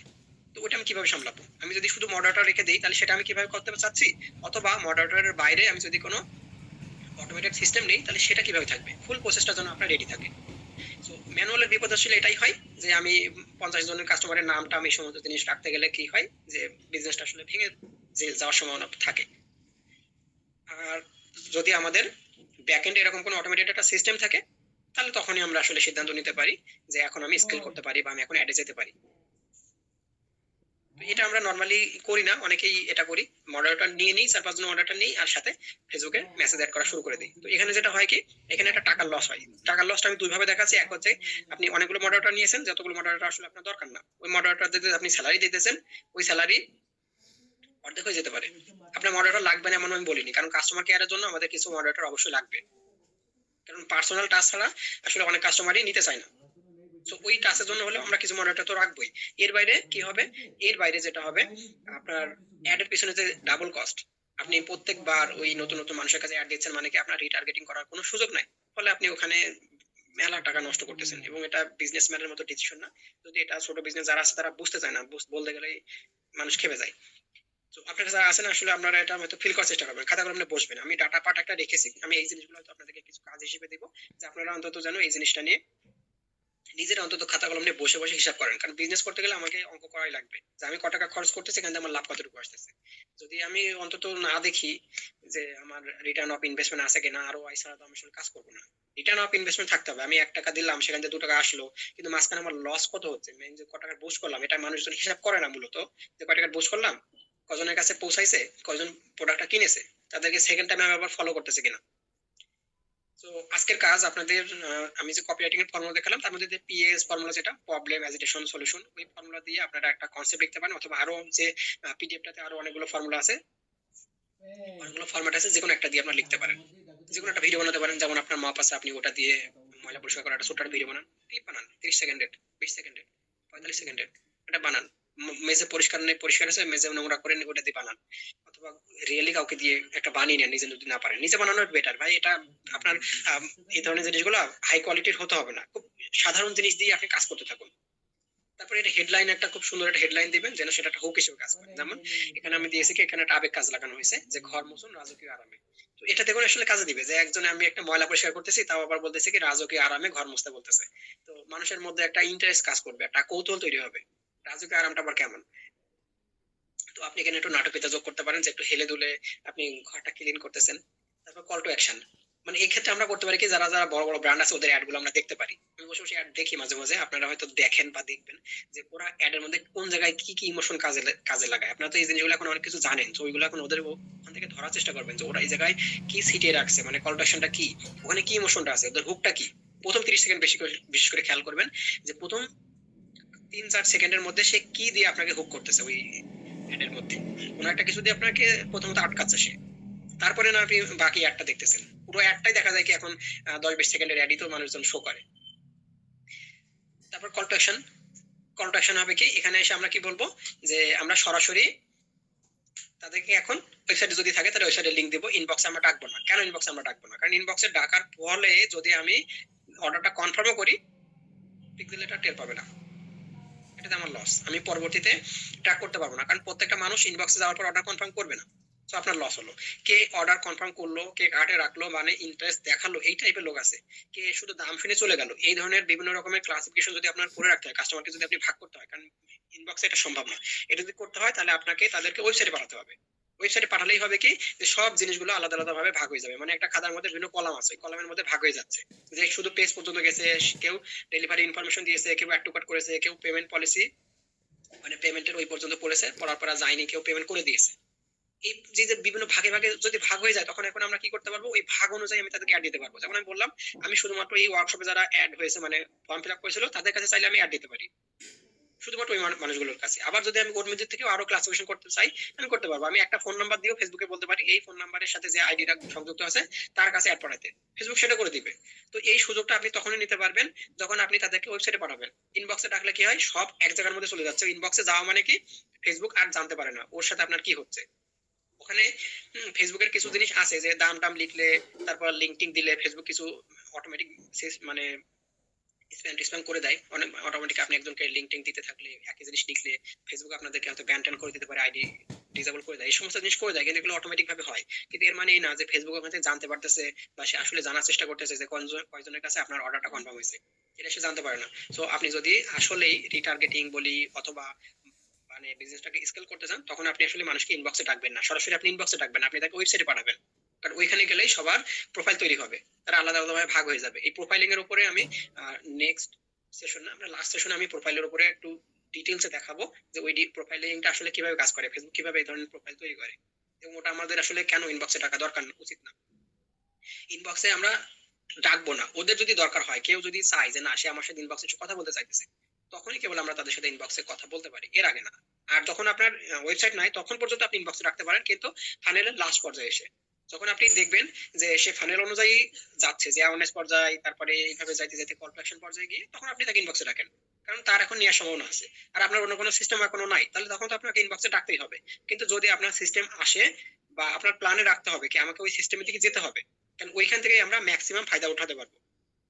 আর যদি আমরা এই এরকম ভাবে না ভাবি, তাহলে আসলে বিজনেসে আমরা বড় হতে পারবো না। বিজনেসে বড় হতে গেলে আমাকে এভাবে ভাবতে হবে যে প্রত্যেকটা মানুষ যাদের কাছে আমি অ্যাড দিচ্ছি, ওদের কাছে আমি টাকা খরচ করে ওর কাছে আমি অ্যাড দিলাম, তাহলে ওর কাছ থেকে আমাকে সর্বোচ্চ ফায়দা নিতে হবে। তো এটাই আপনাদের আজকে কাজ থাকতেছে। এবং আমাদের যে অটোমেশন ছিল এই স্বপ্নের পর্যায়টা, ওটাতে আমি লাস্ট দুইটা পর্যায় সম্পর্কে আরেকটু আজকে ডিটেলস বলবো। আমি এটার সম্পর্কে যদি শেয়ার করি, এই শোরুমটা আমরা দেখেছিলাম, একটা ওয়েবসাইটের কথা আমরা বলা হচ্ছিল, তারপর ব্র্যান্ড স্টোর থাকবে। এই শোরুম এবং ব্র্যান্ড স্টোরের মধ্যে পার্থক্য কি? দুটো একটা ওয়েবসাইট, তাহলে দুটোর মধ্যে পার্থক্যটা কি? এই দুটোর মধ্যে পার্থক্য হচ্ছে কি, যেমন আমি আজকে ক্লাস এমএসি কথা বলেছি, তো ক্লাস এমএসি সাইটটা যদি আপনারা দেখেন, ওটা হিউজ একটা সাইট, মানে একটা পূর্ণাঙ্গ ব্র্যান্ডের একটা ওয়েবসাইট যেমন হয় তেমন। তো ওইখানে কি হবে, ওইখানে কাস্টমার গিয়ে লগ ইন করতে পারবে, সে একটা অ্যাকাউন্ট বানাতে পারবে, ওইখানে তার অর্ডারটা হয়তো সে ট্র্যাক করতে পারবে, মানে সব ধরনের ই কমার্সের যে ফুল একটা প্রপার ই কমার্স বলতে যেটা বোঝায় সবকিছু থাকবে। এখন ধরুন আপনি আজকে ফেসবুক পেজের সাথে বিজনেস করে আপনি অভ্যস্ত, বা আপনার কাস্টমাররা শুধুমাত্র পেজে অর্ডার দিয়ে অভ্যস্ত। এখন আপনি যদি কালকে একটা ওয়েবসাইট বানাতে দেন, তখন আপনি কি করবেন? আপনি কি ব্র্যান্ড স্টোর বানাবেন, বা সরাসরি আপনি একটা অ্যাপে চলে গেলেন? তো আপনার কাস্টমার আসলে অর্ডার করা কি মেসেঞ্জারে অর্ডার দিয়ে অভ্যস্ত, মেসেঞ্জারে আপনাকে সে নামটা এই সমস্ত জিনিস লিখে দেয়। তো সে কালকে যদি আপনি তাকে বলেন যে ভাই আমার সাইডে এসে অ্যাকাউন্ট খোলা লাগবে, নাহলে আপনি অর্ডার করতে পারবেন না, ওটিপি দিয়ে, এখন ওটিপি দিতে হবে, পাসওয়ার্ড মনে রাখতে হবে, এই সমস্ত জিনিস করতে হবে, তো কি করবে? ভেঙে যাবে, আপনার জিনিস অর্ডার করবে না। কারণ এটা মানুষের সাইকোলজিতে বলতেছে কি, যে যদি আপনি একজনকে অর্ডার করার জন্য এখানে যত বেশি ফ্রিকশন রাখবেন, ফ্রিকশন বাধা, যত বেশি বাধা থাকবে সে পার হয়ে যাবে। যত বেশি ইজি করে দেওয়া যায়, মার্কেটিং এ আমরা বলতেছি কি যত বেশি ইজি করে দেওয়া যায়, আপনি প্রসেসটাকে সহজ করে দেন। আপনি যত বেশি এখানে এক একটা স্টেপ রাখবেন, তত বেশি ও আপনার থেকে দূরে চলে যাবে। তো আপনার কি আসলে একটা অ্যাকাউন্ট রাখার দরকার আছে? আপনি কাস্টমারের অ্যাকাউন্ট দিয়ে আপনি কি করবেন যদি মানুষ ওখানে সাইন ইন না করে? দরকার কি আছে? বা অ্যাকাউন্ট আমার আসলে কোন কাজে দরকার? আমার তো এখন দরকার না। ওর যদি ডাটা আমি পিক্সেল আমার সবকিছু রেকর্ড করে দেয়, তাহলে ওর ডাটা মানে ওর অ্যাকাউন্টে আমি কি করবো? সে অ্যাকাউন্ট হয়তো এটা করতে পারে, চাল ডাল আমাদের অ্যাকাউন্ট কেন নিতেছে, সে আমাকে কিছু পয়েন্ট দিতেছে, আমি গ্রোসারি আইটেম শপিং করতেছি, সেখানে আমাকে কিছু পয়েন্ট দিচ্ছে, পরবর্তীতে এই পয়েন্টস ভাঙিয়ে হয়তো আমি কিছু করতে পারছি। তো চাল ডাল একটা হিউজ ব্র্যান্ড হয়ে গেছে, তারপরে এই ধরনের সিদ্ধান্ত সে নিতে পারে, কারণ মানুষ এখন তাদেরকে চিনে, তাদেরকে এখন ভরসা করে। এখন মানুষজন বলছে কি ওরা কিছু পয়েন্ট দিচ্ছে, তাহলে আমি এখানে একটা অ্যাকাউন্ট বানাতে পারি। তো আপনি তো ভাই ফেসবুক পেজ থেকে সরাসরি কেবল কাল আজকে একটা শোরুম বানাচ্ছেন বা একটা ওয়েবসাইটের দিকে যাচ্ছেন, আপনার তো এখনই ওই লেভেলে গিয়ে ভাবার দরকার না। বা এই জিনিসটা আমরা হয়তো ভাবি না, কারণ নর্মালি এটা নিয়ে কেউ কথাই বলে না। সবাই কি করে যে ওয়েবসাইট মানে ওই কিছু পেইড থিম আছে অটোমেটিক, ওই থিম দিয়ে সবাই বানাতে থাকে। যে উডমার্ট নামে একটা থিম আছে, এটা হয়তো আপনারা চিনে থাকবেন, ওয়ার্ডপ্রেসের সবচেয়ে পপুলার একটা থিমের মধ্যে।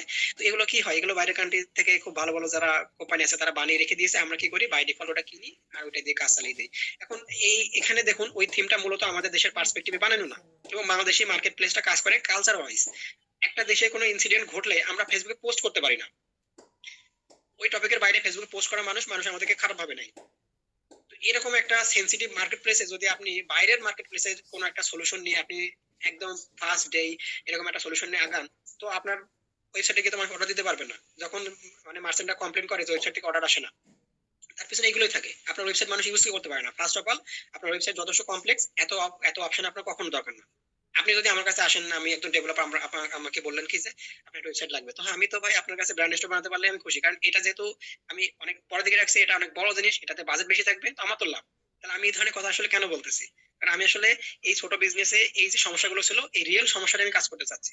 কারণ এই প্রবলেমটা যদি আমি মানুষদেরকে বোঝাতে পারি, তাদের মাথার ভিতরে যদি আমি প্রবলেমটা দেখাতে পারি যে এটা আসলে একটা প্রবলেম, তাহলে আমি একটা রিয়েল পেইন পয়েন্ট সলভ করতেছি, অর্থাৎ আমার এখানে একটা বিজনেস থাকবে। মানে আমি আমার থিঙ্কিং দিয়ে আপনাদেরকে বোঝালাম যে আমি কোন পেইন পয়েন্টটাকে টার্গেট করেছি, বা আমি কোন উদ্দেশ্যে কাজ করতেছি। এখানে একটা ক্লিয়ার পেইন পয়েন্ট আছে, এবং যেটা নিয়ে আমি কাজ করতেছি। আসলে আপনার দরকার না, আপনার ডে ওয়ানে আপনার একটা ফুললি ব্র্যান্ড স্টোর দরকার না, কাস্টমারের প্রোফাইল আপনার কোনো রকমই দরকার না। আপনি যখনই বলবেন যে সাইন ইন করুন, অর্ধেক কাস্টমার, এখানে অর্ধেক না বেশিরভাগ কাস্টমার চলে যাবে, আমাকে সাইন ইন করতে বলুন, আমি সাইন ইন করবো না। বা আপনারাও এখন দেখা যাচ্ছে কি কেউ যদি একটা ফর্ম দেয়, আপনারা আসলে ফর্ম ফিল আপ করার আগে দুবার ভাববেন, এর নিশ্চয়ই কালকে আমার কাছে অ্যাড পাঠাবে, এরকম জিনিস আপনারা ভাববেন।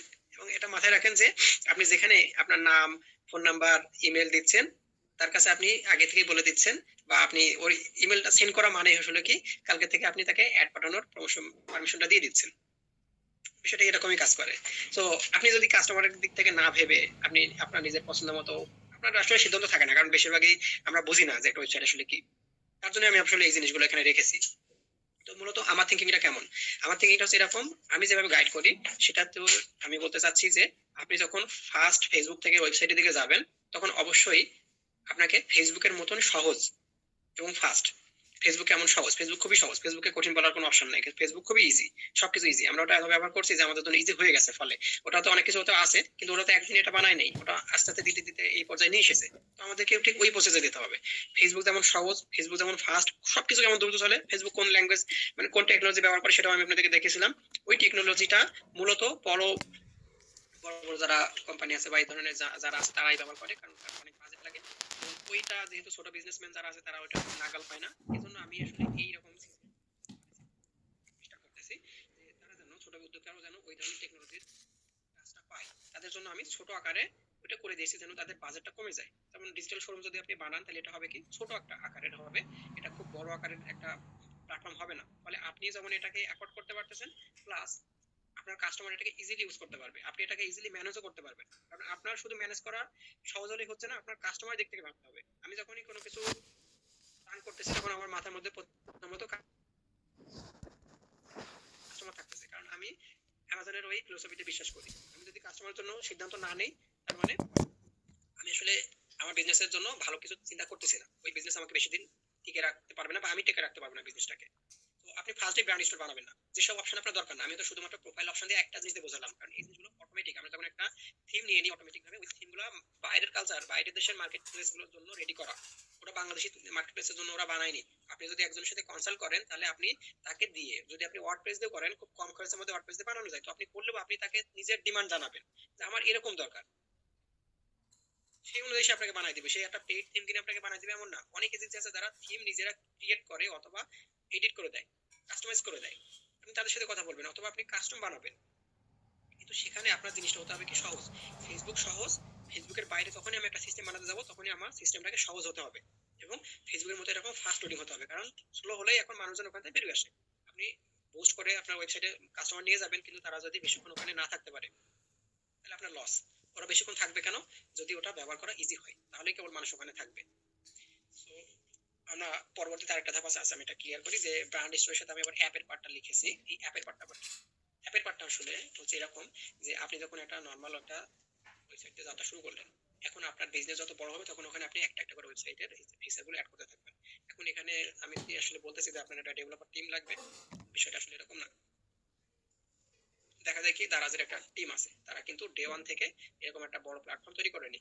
তারা কি করেছে, একটা একটা করে ফিচার দিয়েছে, সান্টালের কথা যদি বলি, একটা করে ফিচার তারা অ্যাড করেছে এবং টেস্ট করেছে যে পাবলিক এটাতে কি রকম রিভিউ দিচ্ছে। এই যে একটা একটা করে ফিচার অ্যাড করতে করতে তারা আজ পর্যন্ত পর্যন্ত এসেছে, তার জন্য তাদের নিজস্ব ডেভেলপার টিম ছিল। ওই ডেভেলপার টিম করেছে, বানিয়েছে এবং টেস্ট করেছে, পাবলিকের রিভিউ দেখে তারা সেই অনুযায়ী ওই সিস্টেমটাকে রেখেছে, নাহলে আবার নতুন কিছু দিয়েছে। এইভাবে হয়েছে। তো আপনি যখন একটা শোরুম বানালে তখন আপনাকে কি করতে হবে, এরকম পর্যায়ে যেতে গেলে আপনাকে আস্তে আস্তে একটা একটা করে ফেজে কাস্টমারের প্রতি কিভাবে রিয়াক্ট করতেছে। আমার মন চাইলো আমি একটা অ্যাকাউন্ট অপশন অ্যাড করে দিলাম, এরকম আমি করবো না। একটা পেজ আমি অ্যাড করবো, কিন্তু সেখানে আমাকে ডিসিশন নেওয়ার আগে ভাবতে হবে কি এটা কাস্টমারকে হেল্প করবে কিনা, এটা কি কাস্টমার জন্য আরো জটিল হয়ে যাবে কিনা। আমার নিজেরই ওয়েবসাইট আপনারা দেখবেন, ওটা আমি খুবই প্লেন এবং সিম্পল রাখার চেষ্টা করেছি। আমি তো পারি আরো হাই কোয়ালিটিতে অ্যানিমেশন দিয়ে সেরকম একটা জিনিস বানাতে, ওটা তো পারি, ওটা তো ক্যাপাসিটি তেমন আছে, কিন্তু আমি তাও ওখানে করি নাই। তারপরেও আমার কাছে মনে হয় যে আমি ওটা অনেক জটিল বানাই ফেলেছি। আপনাদেরকে যে পেজটা আমি বানিয়ে দিয়েছি যে ওয়ার্কশপের জন্য, পেজটা দেখবেন ওখানে কি প্রত্যেকটা জিনিস এক জায়গার মধ্যে গোছালো আছে। আমি চাইছি কি এই যে গ্রুপগুলোর মধ্যে যদি আমরা দিই, আমি একদিন কিন্তু গ্রুপের মধ্যে কন্টেন্টগুলো দিয়েছিলাম। তো আমি যদি এক দিনের জন্য 3-4টা করে লিঙ্ক শেয়ার করি, 3-4টা ডকুমেন্টস ফাইল শেয়ার করি, তারপরে 2 সপ্তাহ পরে কি হবে চিন্তা করুন। 2 সপ্তাহে 6টা সেশনের জন্য এক গাদা ম্যাটেরিয়ালস এখানে হবে, কি এলোমেলো ভাবে থাকবে, কিভাবে জিনিসগুলো বুঝতে পারবে না, ইউজ করতে পারবে না। তো আমি তখন এই ওয়ার্কশপটা শুরু করার আগে কিন্তু আমি ওই জিনিসটা ভেবেছি, আমি অর্গানাইজ করবো কিভাবে সবাই এটাকে খুব ভালোভাবে ইউজ করতে পারবে। একটা পেজ বানিয়েছি, ওখানে আমি ম্যাটেরিয়ালস গুলোকে একটা সিস্টেমেটিক ওয়েতে আমি ওখানে সাজিয়ে রেখেছি, যেন যে কেউ ওখান থেকে খুব সহজে আমাকে ওই প্রথম দিনের কন্টেন্ট আবারও দিতে হবে না। যদি তার অ্যাক্সেস নষ্ট হয়ে যায়, সে ওইখান থেকে সবকিছু খুব সুন্দরভাবে সিস্টেমেটিক ওয়েতে দেখতে পারবে। তো আপনাকে ঠিক এরকম ভাবতে হবে। ওইখানে আপনাকে ডিজিটাল শোরুমটা হেল্প করতে পারে। ডিজিটাল শোরুমে আপনি যে কোনো মানে ডেভেলপারের কাছ থেকে আপনি বানিয়ে নিতে পারবেন। এবং ওখানে ডিজিটাল শোরুমের কনসেপ্ট হচ্ছে আমার এই, আমি এখানে কনসেপ্ট দিচ্ছি, আমি কেন লাইভে আপনাদের ওয়েবসাইট দেখাই না, কারণ আমি এখানে আমি বলেছি যে আমার এই ওয়ার্কশপটা মূলত আসলে আমি আপনাদেরকে দেখাবো, এখানে নিজের প্রমোশনটা না, আমি আমার থিঙ্কিং গুলো এখানে শেয়ার করতেছি। এই যে শোরুম কনসেপ্ট আসলে এরকম, যে শোরুমটা আমাকে একটা ল্যান্ডিং পেজ এবং একটা